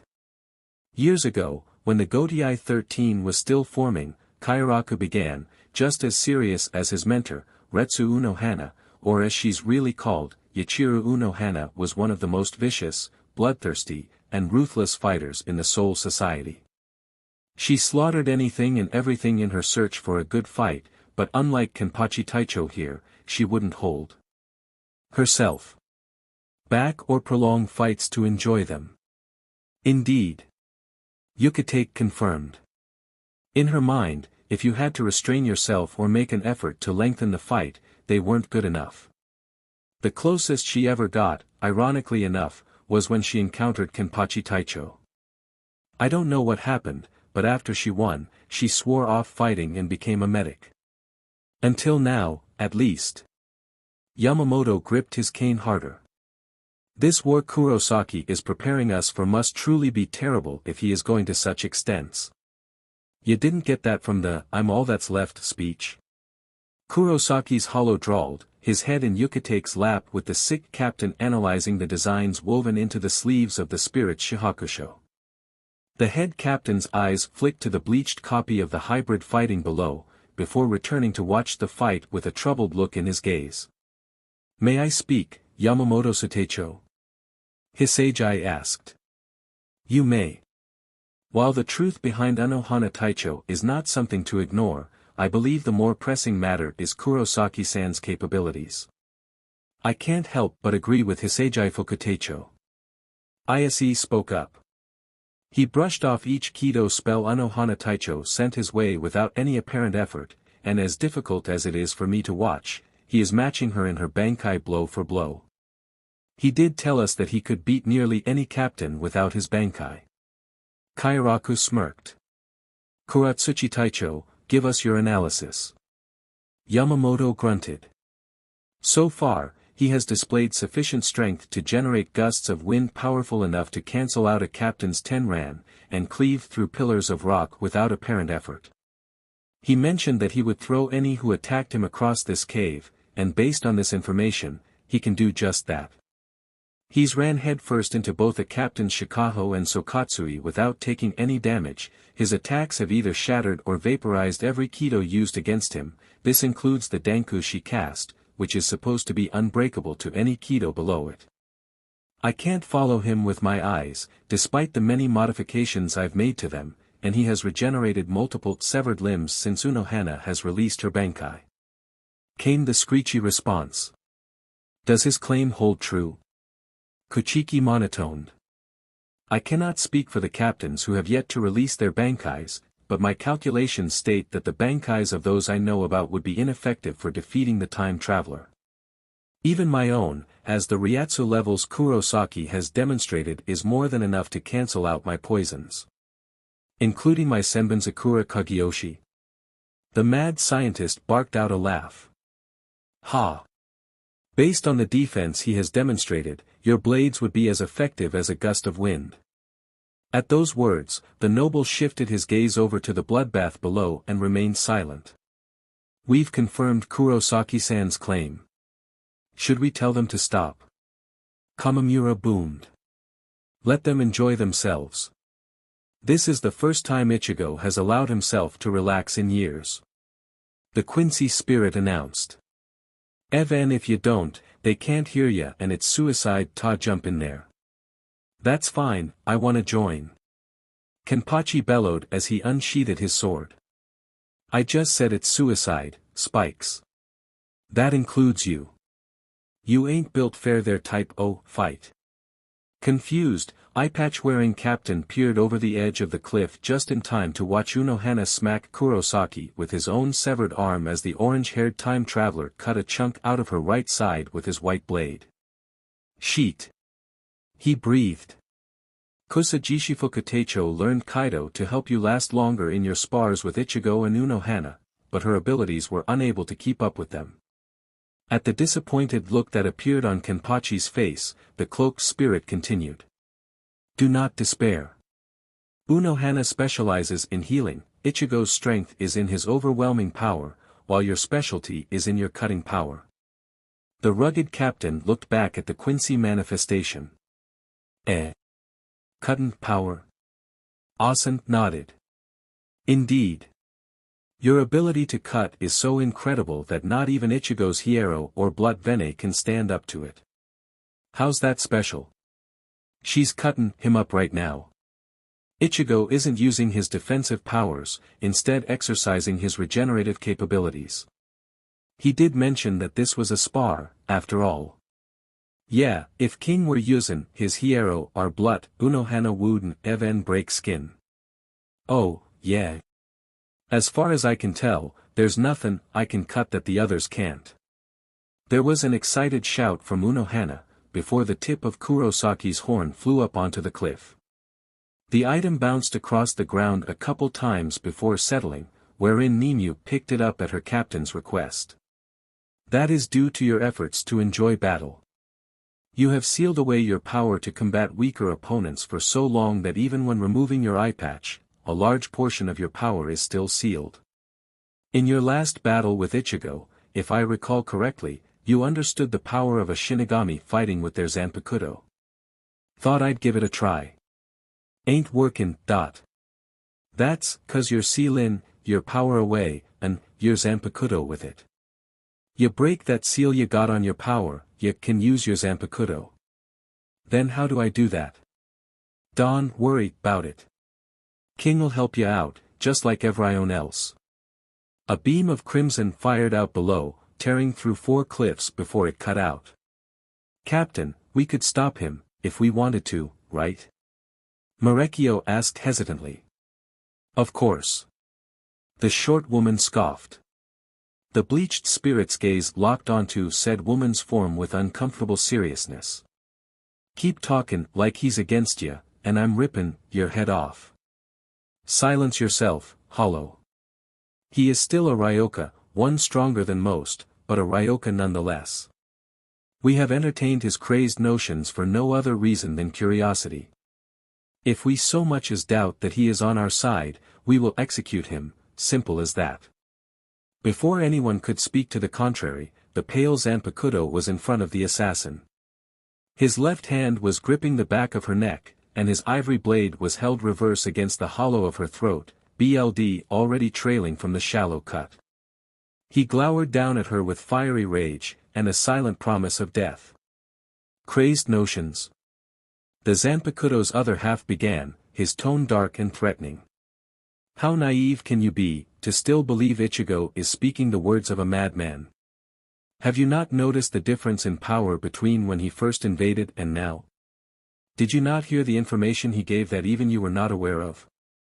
Were you not present to experience the head captain's rage at hearing that an enemy thought dead for 1,000 years has returned? To still believe his warnings of a shattered future are blasphemy is to both live in childish ignorance and to spit upon his experiences. Continue with your threats at your own risk, Captain of the Onmitsukido. Ichigo trusts that we would not kill you without good reason. Without prompting, the hollow's blade disappeared in a crimson flash, and he let go of the woman by shoving her harshly into her overweight lieutenant. As the short captain held a hand to the wound on her throat, she glared at the manifestation that nearly decapitated her. He responded in kind, before growling and stalking over to where he previously laid. The Quincy spirit shifted his harsh gaze onto Yamamoto, who seemed nearly as furious as the Zanpakuto. A silent agreement passed between them before the ancient captain turned away from the fight below. Soy Fantaicho, even I had my suspicions at hearing Kurosaki's claims. However, he proved to be knowledgeable about information never documented and never passed by word of mouth. I can recognize the horrors of war weighing him down, and he has described many things that were previously unexplainable. He has come with a warning of war, as well as means to prepare for it we previously thought impossible. Already, he has returned one of the Godiai 13's greatest fighters to the battlefield, has indirectly begun assisting Kenpachi Zaraki in gaining access to his Zanpakuto, and has promised much more. It would do you good to both believe him, and understand he is on the side of the Soul Society. Understood, Head Captain. This impromptu meeting is adjourned. You all are free to do as you wish. Having said his piece, Yamamoto and his lieutenant disappeared in Shuinpa. Without comment, Kochiki, Kamamura, and Iba left on foot. Kenpachi found a rock and sat upon it, watching as Yachiru snacked on candy. With a face set in anger, Soifan grabbed her lieutenant and dragged him off to train.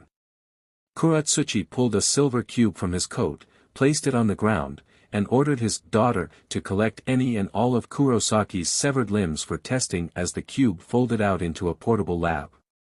Toshiro sat down next to Yukitake, Kairaku, and the currently resting Hollow. The leftover lieutenants huddled together to maintain privacy. The Quincy remained standing at the edge of the cliff, overlooking the ongoing spar. Hollow, would you mind if I asked some questions? The prodigy asked. When he is unable to battle it out, Shiro sleeps off his rage. You may ask me those questions, if you wish. I see. Then starting off with what has risen to the forefront of my mind, why do you refer to that Hollow as Shiro? Ichigo gave us the names Asen and Shiro. We cherish them greatly, despite critiquing him for his lack of creativity, and much prefer to be called such. You share a strong relationship with your wielder. Most Shinigami forget, in their long lives, that Zanpakuto are forged from their very souls. The more powerful relationship between Shinigami and Zanpakuto, the more powerful both become. And how did you learn this? Ichibai Hayasube and Nemea Otsu, captains of the Zero Squad. What else did you learn? That you can tell me, that is. I can tell you much, but as for what is relevant to you, I say this, you are correct in that your young body prevents you from using the full power of your Bankai, but there is much about your Bankai that you believe that is incorrect. Based on your phrasing, I am left to presume you will not give me a straight answer. Learning the truth on your own will benefit you the most. What held you back previously were your assumptions. Now that you know to question them, your growth will continue where you previously plateaued. I see. Thank you for your assistance. An uncomfortable look formed upon the ice wielder's face. Asen-san. Luckily for the boy, the spirit remained silent, his cloak flapping in the non-existent wind as he gazed upon the bloodbath below. A limb flew up and flopped onto the ground a little ways away from the trio. Both Nimue and Kuratsuchi looked at the hand for a moment before returning to their business. The two white-haired captains blinked in shock. Shunsui, correct me if I'm wrong, but that is Anohana's hand, is it not? Yukitake asked. Indeed it is. Those two must really be enjoying themselves. A hail of arrows pelted a nearby cliff to rubble. Mr. Asen, how long should this last, if you don't mind my asking? If uninterrupted, they could go on for days. Worry not, Shiro and I can stop them without fear of injury whenever we wish. We have already decided to cut their spar short in time for them to be proper for dinner. Would any of you like to join them? I don't mind. Jushiro? I'm sure my appetite will return by then. What of you, Hitsugaya Taicho? I have a feeling it would be an enlightening experience. Count me in. Sparks flew in the air as Shiro's and Anohana's blades clashed. Asen's shorter sword speared towards the first Kenpachi's stomach, only to be bat away with her bare hand. Blood dripped from her fingers for but a moment at her action before she curled her hand into a fist and broke my nose again. I didn't even flinch, lunging forward to headbutt her. The blow connected, blood dripped down our faces for an instant, and she stumbled back from my hollowified strength.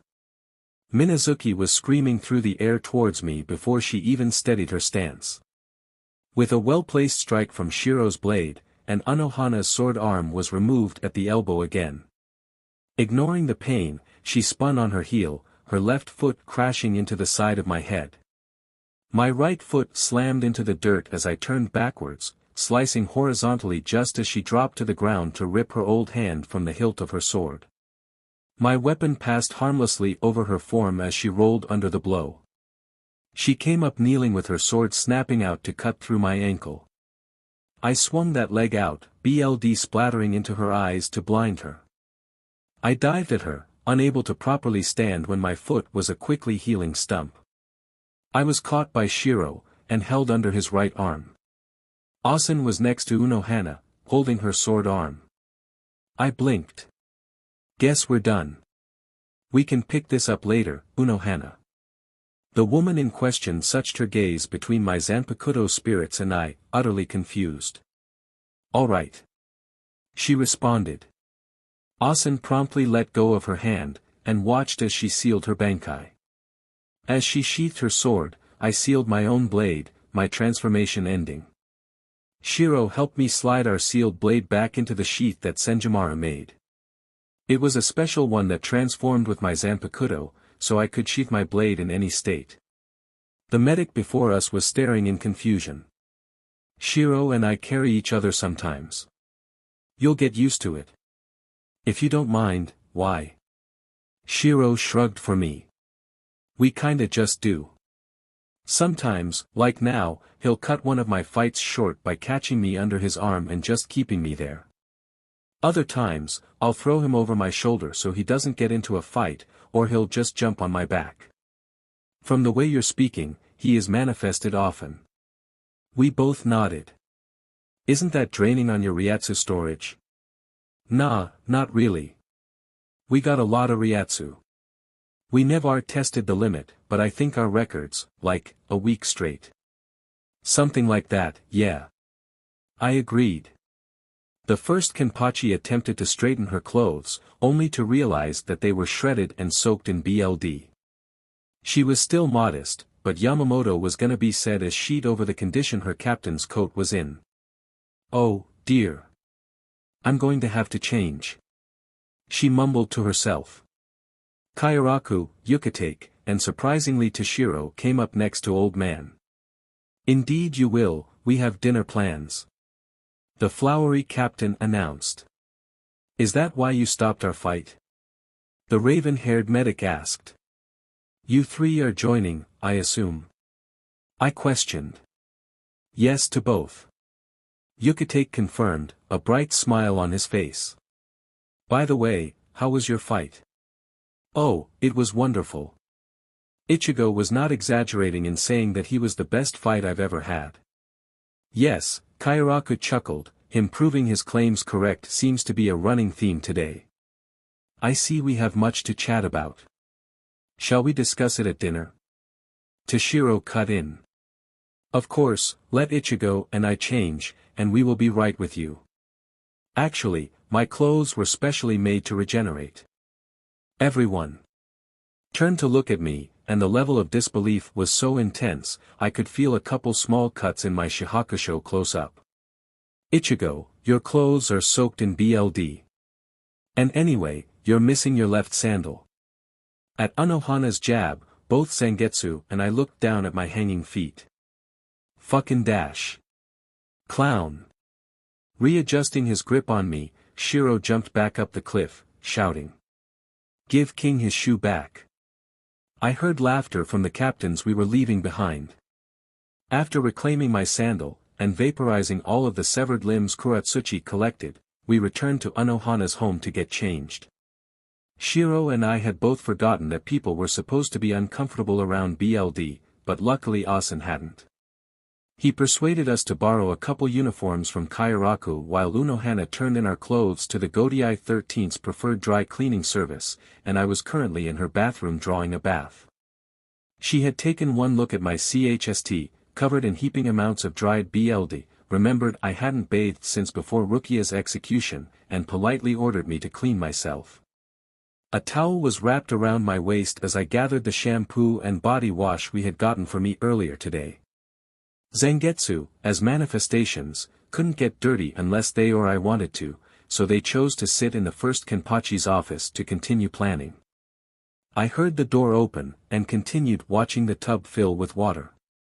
10 years ago, I would have nearly passed out as I stammered, blushed, and screamed for the medic to allow me privacy. Then I was at the center of two horrific wars. I was accustomed to not only showering with others, but showering with members of the other SEC, members of different species, and in one situation that was unbearably tense, my enemies. I see the bath is nearly ready. Ichigo, you wouldn't mind helping me wash up, would you? As long as you do the same for me, not at all. Wonderful. The tub finished filling, so I shut the water off and took off my towel before stepping into the steaming water.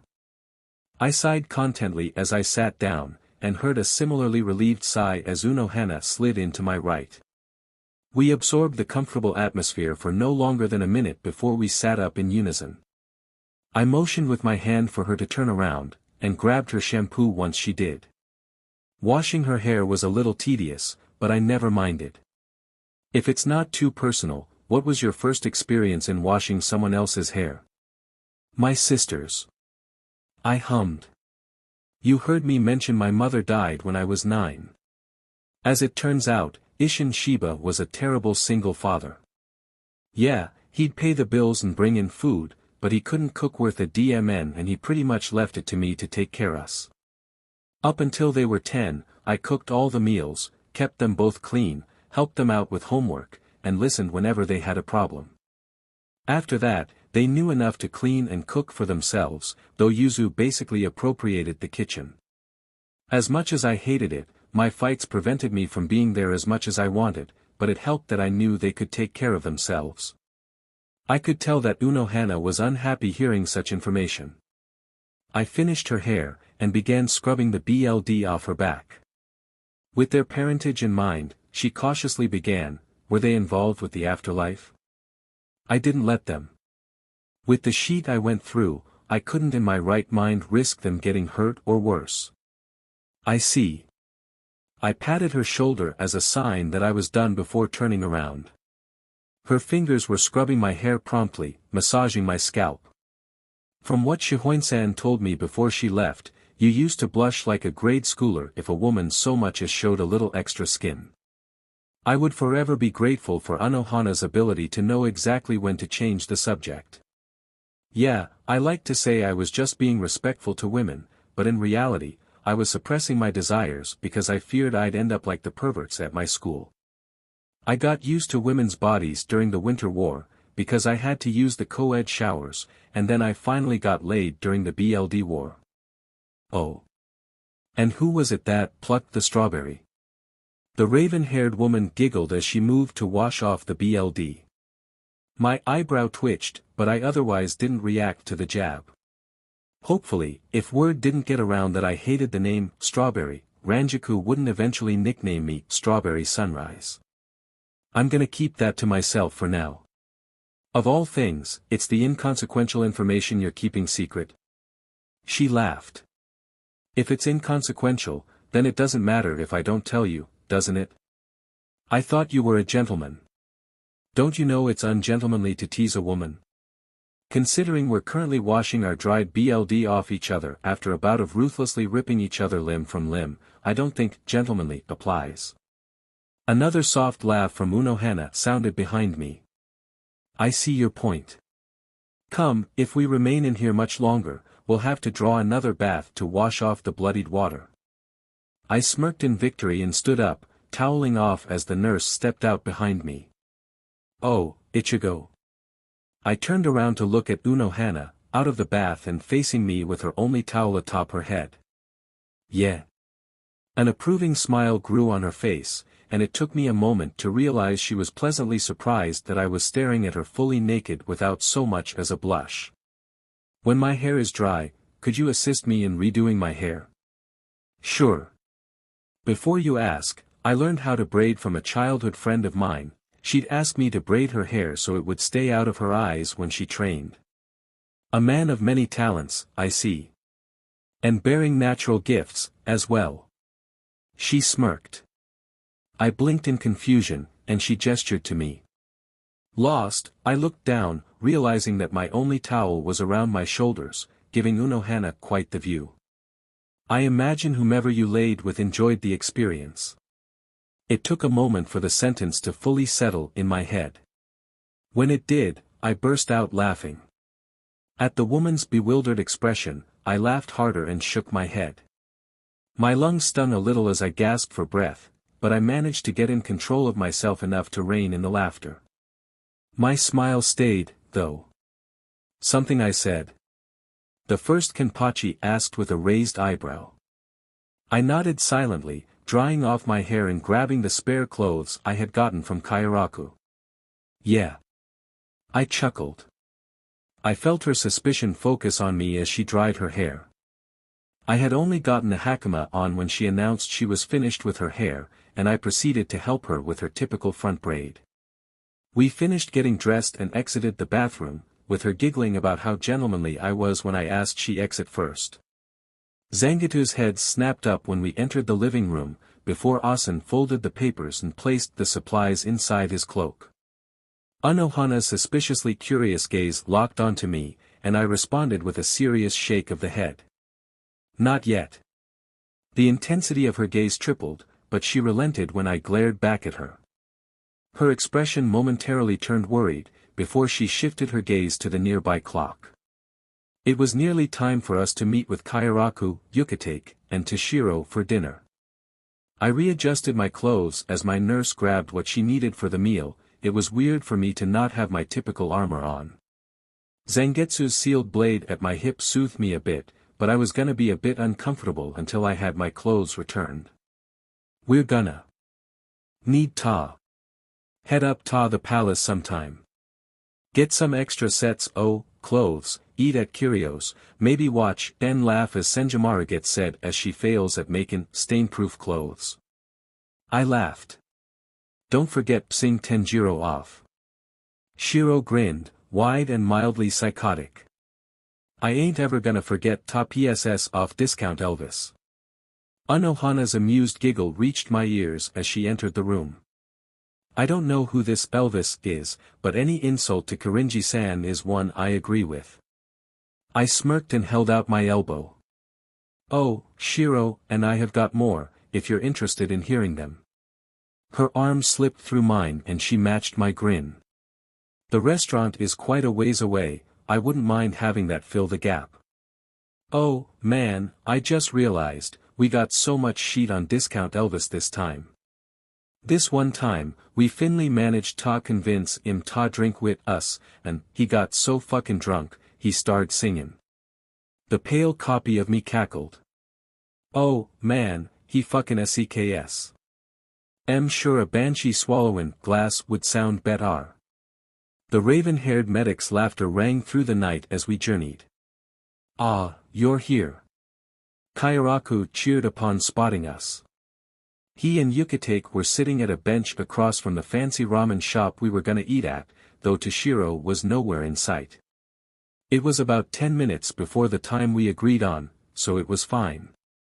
You two sure cleaned up well, considering how much BLD you were covered in. I laughed. Most of it was still wet, so it wasn't that strong. Yeah, they only took like 10 minutes. Shiro had decided he didn't want to walk at some point, so he was currently hanging off my back. Asen was standing to my left, opposite Unohana. I see. Yukitake had a kind smile on his face. Will your Zanpakuto be eating with us? We will eat if food is offered, but we require no sustenance, so the decision is yours. Then you wouldn't mind if I ordered you some ramen? Not at all. Go ahead. You can leave the sake Tommy. Shiro, we have no money, and we don't get free stuff anymore. Ah, any your mind then. Free. Kairaku sat up a little straighter. You got free sake? Free everything, actually. All the fighters got discounts, but since the frontliners were worked so strong, any food or drink was free. Not much else though. None of us would have abused it, but the Central 46 was adamant on not letting us have free stuff that wasn't a necessity. Well, at least there were some benefits for you. I don't want to imagine being worked so harshly and still having to pay just to eat. Speaking of paying to eat, Jushiro and I already decided that we would pay for dinner, so you have nothing to worry about. Thank you so much, Shunsui, Jushiro. I smiled gratefully in time with Unohana's verbal thanks. You are very welcome. I flinched. It had been so long since the last time I saw Yukitake smile so widely. Luckily, Toshiro came at just the right time for a much-needed distraction. I apologize for cutting it so close. Matsumoto managed to evade doing paperwork again. The prodigy seethed. Shiro snickered. You gotta give Melon some praise. He laughed. She's been successfully skip-pin out on workfare OVR 100 years straight. The icy captain glared daggers at the hollow, which only caused him to laugh harder. Let's just go inside, shall we? Kairaku interrupted with a chuckle. Toshiro narrowed his eyes at my pale Zanpakuto spirit before huffing and collecting himself. It was always hilarious how childish the short captain sometimes was. Yamamoto's students didn't bother waiting, standing up and walking through the open doors of the restaurant. Before we could get separated, Unohana, Toshiro, and I filed in after them. We found a table fit to seat 6, at my Zanpakuto's insistence that it would be fine. It was in a private room for seated officers and captains, near the back of the eatery. Kairaku, Yukitake, and Toshiro sat opposite Unohana, myself, and Shiro. Asen sat at the end of the table, between Shiro and Toshiro. There, see? Everything's fine. I smiled, as everyone except for me looked at the menus. Yes, I see, Kurosaki-san. If you don't mind me asking though, why aren't you looking at the menu? Do you not like this place? Yukitake, the ever-thoughtful one, asked. Oh, I do, but Unohana and I already agreed on the way here that she and I would just share a plate. King ain't gonna be able to down a full meal for a while. Shiro mumbled, flipping through the pamphlet. Too used to rations. Hey, Lungs, you sure you don't mind buyin' for us? I'm sure. Order whatever you please. I rarely spend money, seeing as my lieutenants go above and beyond for me. The silver-haired captain soothed. Kurosaki-san, you are oddly comfortable with both us and yourself. It's rare for those who have seen war to admit what it has done to them so readily. I waved it off.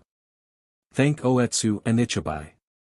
They're the ones who helped me understand what Zanpakuto truly are and how to MSTR mine. Toshiro's head rose up from his menu. Your ability to accept your faults and your mastery over your Zanpakuto don't seem like things that correlate. I sighed in response. I guess I was gonna have to go over this explanation a few times. At least that would make it easier to explain. What are Zanpakuto?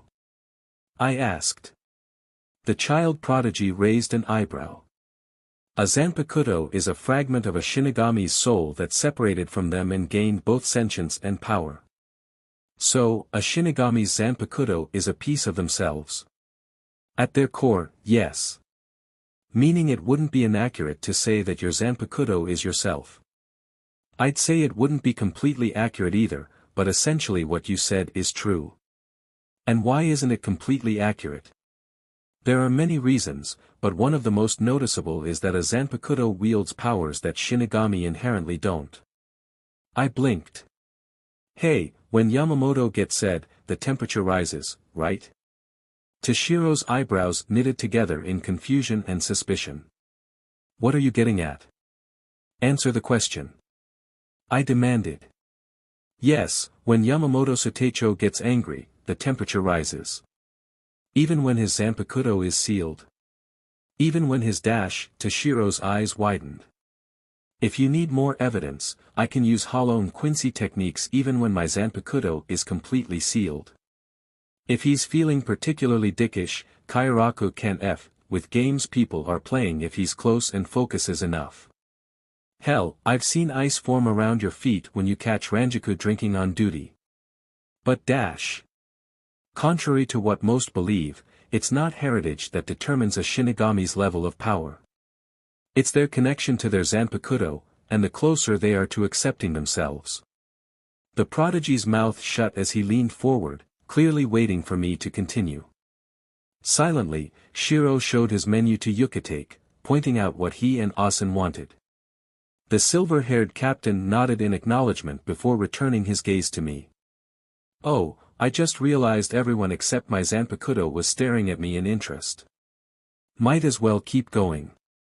Like you just demonstrated, most Shinigami treat their Zanpakuto as separate from themselves, but they aren't. A Shinigami's personality and desires directly shape what their Zanpakuto and its abilities become. Even the little things, like the release phrase, are subconsciously determined by the Shinigami. My Zanpakuto's abilities are centered on my longing to protect those I care about, and focus on destroying anything that means them harm. My release phrase, shatter fate and tear the heavens asunder, describes the lengths I would go to keep my friends safe. I explained. Otsunemeya and Ichibai Hyasub taught me, I am my blade, and my blade is me. Understand that your Zanpakuto is a part of yourself, accept it completely, and you will go farther than any amount of training could take you. Amazed silence filled the room. Well spoken, Kurosaki-san. Kairaku gaped. I must say, I am disappointed in myself. I don't mind learning from those younger than I, but to miss such obvious things leaves me a little frustrated. I can't help but agree. Yukitake breathed. From your words, your accepting yourself is how you are able to understand and admit what war has done to you, correct? The first Kenpachi asked. Pretty much. Toshiro held his head in his hands, looking like I just completely shattered his worldviews. Wait, that's exactly what I just did. You said a Zanpakuto's personality is shaped through the Shinigami's personality. In what way? The white-haired captain asked. I shrugged, before jabbing a thumb at Zangetsu. Not too sure, but if it helps, Shiro was formed based on my instincts, while Asen was formed based on my desires. In general though, I'm basically an exception, so it's probably best to not look into it that much. There was a knock at the door, before a waitress cautiously peeked her head in. Are you ready to order? Yes. Kairaku was looking like he was in desperate need for a drink. The waitress quickly entered with a notepad in hand and took our orders. It was kind of funny how obvious it was that she was trying to not pay attention to Shiro. The woman left as quickly as she entered, announcing that our food would be ready shortly. Wait, Toshiro began, looking like he just had an epiphany. Your Zanpakuto explained to me that I needed to reevaluate what I knew about my Bankai. Does that mean my body is ready for my Bankai, but I'm holding myself back because I believe it's not? I blinked, before turning to Asen, because there was no way Shiro would give such vague advice. The F, did you tell him? I explained to him that some of what he believed to be fact in regards to his Bankai was incorrect. The Quincy spirit defended. Old man, I get the whole self-discovery intent, but we don't have the time for him to double-check everything about his Bankai. I sighed in exasperation before turning to the confused prodigy. Toshiro, your body is too young to handle your Bankai. That's just a fact. With that out of the way, run me through what you know. Daiguren Hyarinmaru dramatically strengthens my freezing abilities, grants me access to techniques I cannot use in my Shirkai, and, because of my body, has a timer in the form of ice petals. I nodded at his words. When the 3 flowers of 4 petals each completely break apart, I am ejected out of my bankai. Are you sure? I questioned. He opened his mouth, but no sound came out. He shut it, and then opened it again. The timer isn't how long I have left in my bankai. Nope. Then what is it counting down? If your body is too immature to handle your bankai as is, and you aren't eventually forced out of it because of that, what's the only option left? He was silent for a long moment. Long enough for our food to come, but he didn't touch his bowl. Shiro didn't care, though. He dived right into his meal, which Yukitake noticed with a chuckle. The timer is Hirinmaru preparing to force my body to become mature enough to handle my bankai? The prodigy cautiously asked. I pointed at him with my chopsticks. Bingo. Call me Ichigo Kurosaki, Shatterer of Fate, the Heavens, Time, and Toshiro Hitsugaya's world views. I smirked as I swallowed a mouthful of ramen. Oblivious to my thoughts, Toshiro was staring open-mouthed into space. Well, changing the subject, Kurosaki-san, you mentioned you were a hybrid of many things. Kairaku announced. You're human, Shinigami, Hollow, Quincy, what else? I'm not a Jikongan or Mod Soul. I'm everything else, though. Yukitake's eyebrows furrowed. You're an Arankar. I think. I can use abilities exclusive to Arankar, so I can only assume. You're similar to Inoue-chan and Sato-kun. Kairaku wondered. They started calling themselves Foolbringers at one point. Don't know where they got it, but they told me how Foolbringers are born, and that I could use Foolbringer powers if I wanted to. Never had the time. I heard the Soul King is a species in his own right. Unohana jabbed. I took a drink of my sake, and Zangetsu dug into their meals more aggressively. Which, sadly, didn't stop Shiro's leg from bouncing slightly, or Asen's coat from flaring out more. I refilled my cup as quickly as I could, and felt everyone slowly turn to me. No. Toshiro pleaded. I kept drinking. No. I pointedly looked away when Unohana swiped my cup. God damn it, Kurosaki. The white-haired captain groaned, his head hitting the table. It's not like I'm a god or anything. I scratched the back of my head nervously. The Soul King kinda died at some point, and Ichibai said I fit the bill to replace him. I felt more than saw Toshiro's piercing glare. Well, Yhwach did say a few times that my bankai was the only thing capable of beating him, and he's the one that killed the Soul King. As if they were expecting it, the older captains lifted their bowls right before the prodigy's head slammed against the table. You're going to be the cause of so many migraines for me, aren't you? The icy captain mumbled. Yeah. I accepted. Kairaku Taicho, fill me a cup of sake. Yukitake and Unohana laughed as Kairaku did as asked. I smirked before swallowing my second mouthful of noodles. Have a good night, you too. Yukitake wished as he and Kairaku separated from us. You too as well. I mirrored, waving my hand. Toshiro, after drinking a comfortable amount, had left an hour before, claiming that he needed the time to think. We stayed to enjoy each other's company, and were only leaving now because the raven-haired medic realized how late it was getting. Kairaku had an arm around his friend's shoulders for no other reason than because he could, and the silver-haired man didn't mind. Shiro was over my shoulder, because he was drunk and drunk Shiro led to fighting if he wasn't carefully watched. The old man had retreated into my inner world once the bill was paid, off to either continue planning on his own or to just take in the atmosphere in there. Once again, I was bunking with Unohana. Ichigo. I turned to look at the woman I was walking beside. You mentioned yesterday that you owned no place to live yet. I am curious about that. Oh, it's nothing much. After the Winter War, Yamamoto convinced the Central 46 to reward me for my help. I'm pretty sure they only went along with it because it would give me incentive to continue fighting alongside the Soul Society, but they also didn't really want to give me a gift, so they gave me a house in West Rukongai's first district.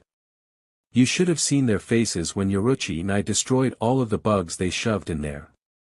I chuckled. I'm sure if I asked for it, Yamamoto would give me the place again. It's funny, 'cause King Almas ne'er used it. Shiro slurred. Was too busy bein' Yusefel. Unlike those jackholes. My nurse giggled behind her hand. I see. Did you share it with anyone? I shrugged. Whoever asked, really. Even on the rare occasion I slept in the place, I would let close to anyone crash there if they needed a place to stay. Who wouldn't you allow? Anyone who I knew would wake me up by attacking me. Like Saraki. Or my dad. Or an errand car you haven't met yet. I gotta admit, the one time Byakuya stayed the night, I was terrified I would take up to Senbon Sakura tearing my bed apart. It probably scared me more when I woke up to him making breakfast. And why was that? The medic laughed. It's halfway between how sure I was that he would poison my food, and how he had never cooked a day in his life. Downside to being a noble is that you have servants doing everything for you. My, how amusing. I snorted. Anything else you're curious about? Only one thing right now, does your Zanpakuto have nicknames for everybody? Almost. He uses the real names for people who have truly earned his respect. Oh. And who make up that list? You, Chad, Yoruchi, and a couple of Arankar you haven't met yet. He calls our sisters by their real names, but that's because they're our sisters. Quite the small list. I shrugged as we entered the 4th division. He has high standards. What I've noticed is that everyone on the list is someone that pulls their weight, cares for me, and isn't an but. She raised an eyebrow. Shouldn't be too strong, considering you described yourself as one of the most vital fighters. Shouldn't everyone have respected and cared for you? My eyes hardened as I nodded. For the most part, but that doesn't mean most of that respect and care is genuine. Well over half of the Siriidii embraced my butt because my name held so much weight, and if I was healed by anyone other than one of my friends, I supposedly owed them a favor. A lot of nameless Shinigami would attempt to fight alongside the frontliners just to brag about how they fought by my side, or to make up some bullshit about how they saved me. My hand that wasn't holding Shiro clenched. Some of the more cocky ones would seek out opportunities to rescue me. If they saw an enemy that wasn't in my immediate line of sight, they'd attack. Usually ended with either the Quincy killing them, or me accidentally striking the Shinigami because they got in front of the enemy. Always ended with me set off at them because of how stupid they were being in the middle of a war. FNG attention whoring dumbass. Anohana's hand slipped around my fist. As sad as it is, people like that exist. In times like these, we cannot afford the luxury of ignoring those with power simply because they're unsaintly. I shut the door to her home behind us, and we both slipped off our shoes as I continued. Oh, I accepted that a long time ago. What pisses me off is that the academy doesn't take the dumbass out of the students. It's there to train Shinigami, not power-hungry assholes who think they can do whatever they want. Every Shinigami I've met that's supposed to watch over the Rukongai strong-arm the citizens for protection money, and demand food and SEC under threat of death. A heavy frown fell upon the raven-haired woman's face. Outside of constant watch, there is little we can do. A cool, soothing wave washed over my body from the old man, and I sighed. We both changed into night clothes, Unohana wearing her sheer white nightgown over underwear, me in some sweatpants and a tank top we bought earlier. It was when I laid down on my futon, Unohana kneeling next to me readying a keto spell, that I spoke up. Like you said, the fodder coming out of the academy isn't something we can fix yet. As much as it pisses me off, it's low on the list of priorities, but it is something I came here to change. The nurse smiled softly. And I don't doubt it, like everything else you came to fix, will be. Right now, however, we're going to fix your terrible sleeping habits. As she placed her hands in front of my face, I snorted and closed my eyes. Just like when Shinji used it on me all those years ago for my Visor training, my consciousness faded instantly.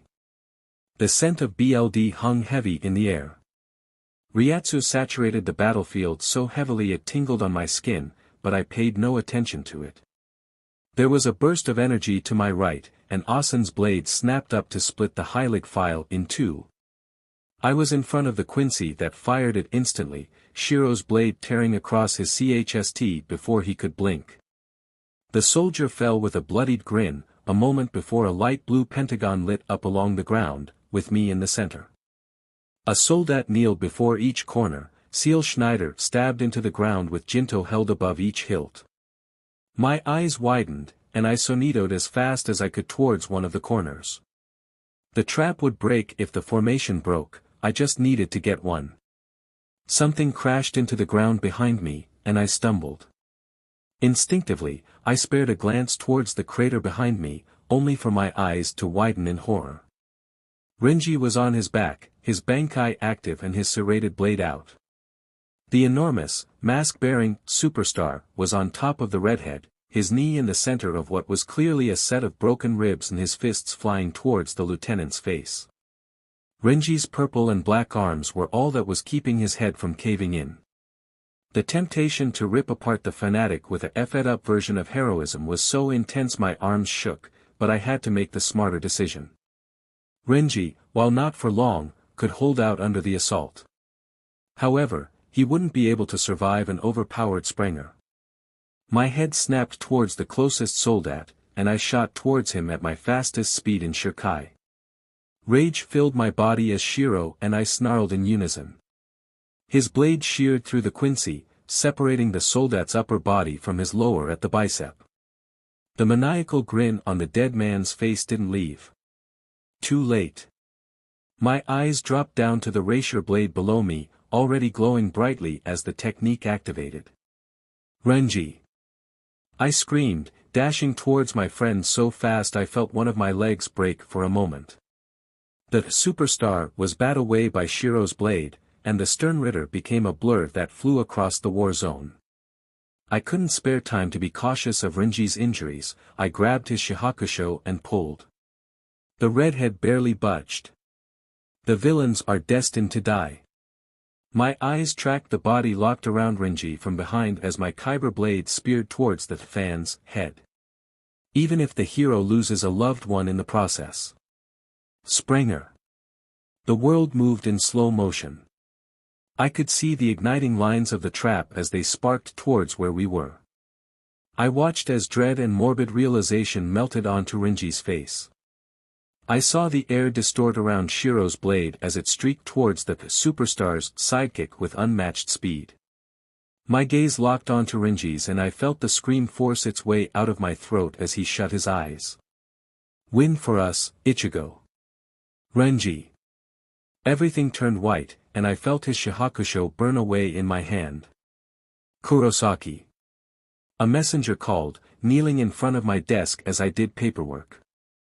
I sighed, and didn't even bother to look up. How many times do I have to tell you to just call me Ichigo? I shook my head. What is it? I have been tasked with informing you that the Quincy, Yuryu Ishida, has been killed. Everything stopped for a moment. My hand shook, and the pen within it snapped. A freezing chill settled in my body, like I was completely submerged in a glacier. What? My voice cracked, and tears burned my eyes as I looked to the kneeling messenger. He didn't raise his head, or even shift his stance. Yuryu Ishida, who was tasked to spy on the Wandenrake almost 2 years ago, had been found out by the enemy. They killed him upon discovery. Rage simmered under my skin. That's a lie. Yuryu is too good to be found out, especially after this long. They couldn't have found out. Don't tell me such dash, I shouted, standing up out of my seat. The leader of the enemy army appeared in the head captain's office, and delivered Yuryu Ishida's head before explaining what I just described to you. This happened mere minutes ago, I was tasked to inform you immediately. I was left unable to do anything other than stare. The fires of my anger were snuffed out by the ice cold that encapsulated my body. Numbly, I fell into my chair, my lips parted and the world spinning around me. "Get out!" I mumbled in a daze. The messenger did so without hesitation, barely escaping my Ryatsu, filling the room and tearing everything apart. "Kurosa dash! Where are they?" I shouted over the nurse, who visibly recoiled. "D down the hall to your right, F4th door on the left." I was pushing people aside as I rushed through the crowd of people, a depressingly familiar sob reaching my ears. "Out of my way!" People began to part faster, enough for me to jog to the room and rip the door open. The sound of the crying muted everything else. I prayed that was why I couldn't hear the heart monitor. Deep down, I knew it wasn't. I stumbled towards the large bed, with the orange dome covering it before falling to my knees next to the only chair in the room. Orihime turned to me sharply, her face ugly with tears. She crashed into me, the chair skidding away and tipping over, but neither of us cared. Her arms were tight around my shoulders, and her face was buried into my chest, her sobbing soaking my clothes. Her screams of despair filled the sickeningly quiet room. Numbly, my arms raised to hug her back. I had seen what happened, and I eviscerated everything on the battlefield to give us the opening we needed to take him to the 4th. Unohana took him, healing him as best she could the whole trip, from what I heard. A trail of BLD followed behind the medic, a mix of both his and whoever was unfortunate enough to stand in her way. When the soldat stopped coming, Zaraki couldn't even praise my display from how dazed he was. I vaguely recalled the man's voice screaming across the war zone for alcohol. Most everything was blurry from when he was hit until I reached the 4th, including most of what I did to get here. Orihime clearly tried everything she could, and everything only fully set in when her healing barrier dropped. My eyes locked onto the heart monitor, which displayed a horizontal line. I reached out with my Ryatsu sense, and got nothing. Pesquisa, nothing. Sight, no rising of the chst. I trembled in Orihime's hold as I clutched onto her, before joining her in screaming and crying. Chad was gone. I stood up dazedly, Yoruchi's body held in my arms. My mind was blank. My body was numb. I saw a Shinigami staring at me, and carefully placed her within his grasp. "Take her to my home. I'm burying her myself." My voice was monotonous, and the Shinigami gaped at me for a moment before nodding shakily. As soon as he took off, I turned to face the Quincy's before me. I knew, somewhere deep in my mind, that there was a collection of Sternritter among the horde. I couldn't decipher who, or how many. Subconsciously, I was aware there were other Shinigami here. My mind wasn't acknowledging any of that. There was an explosion of Ryatsu as I wordlessly slipped into Shirkai. Ha! I didn't recall drawing Zangetsu. Didn't matter. I was vaguely aware that someone was talking to me. There was no effort to decipher it past realizing it was the voice of a Quincy.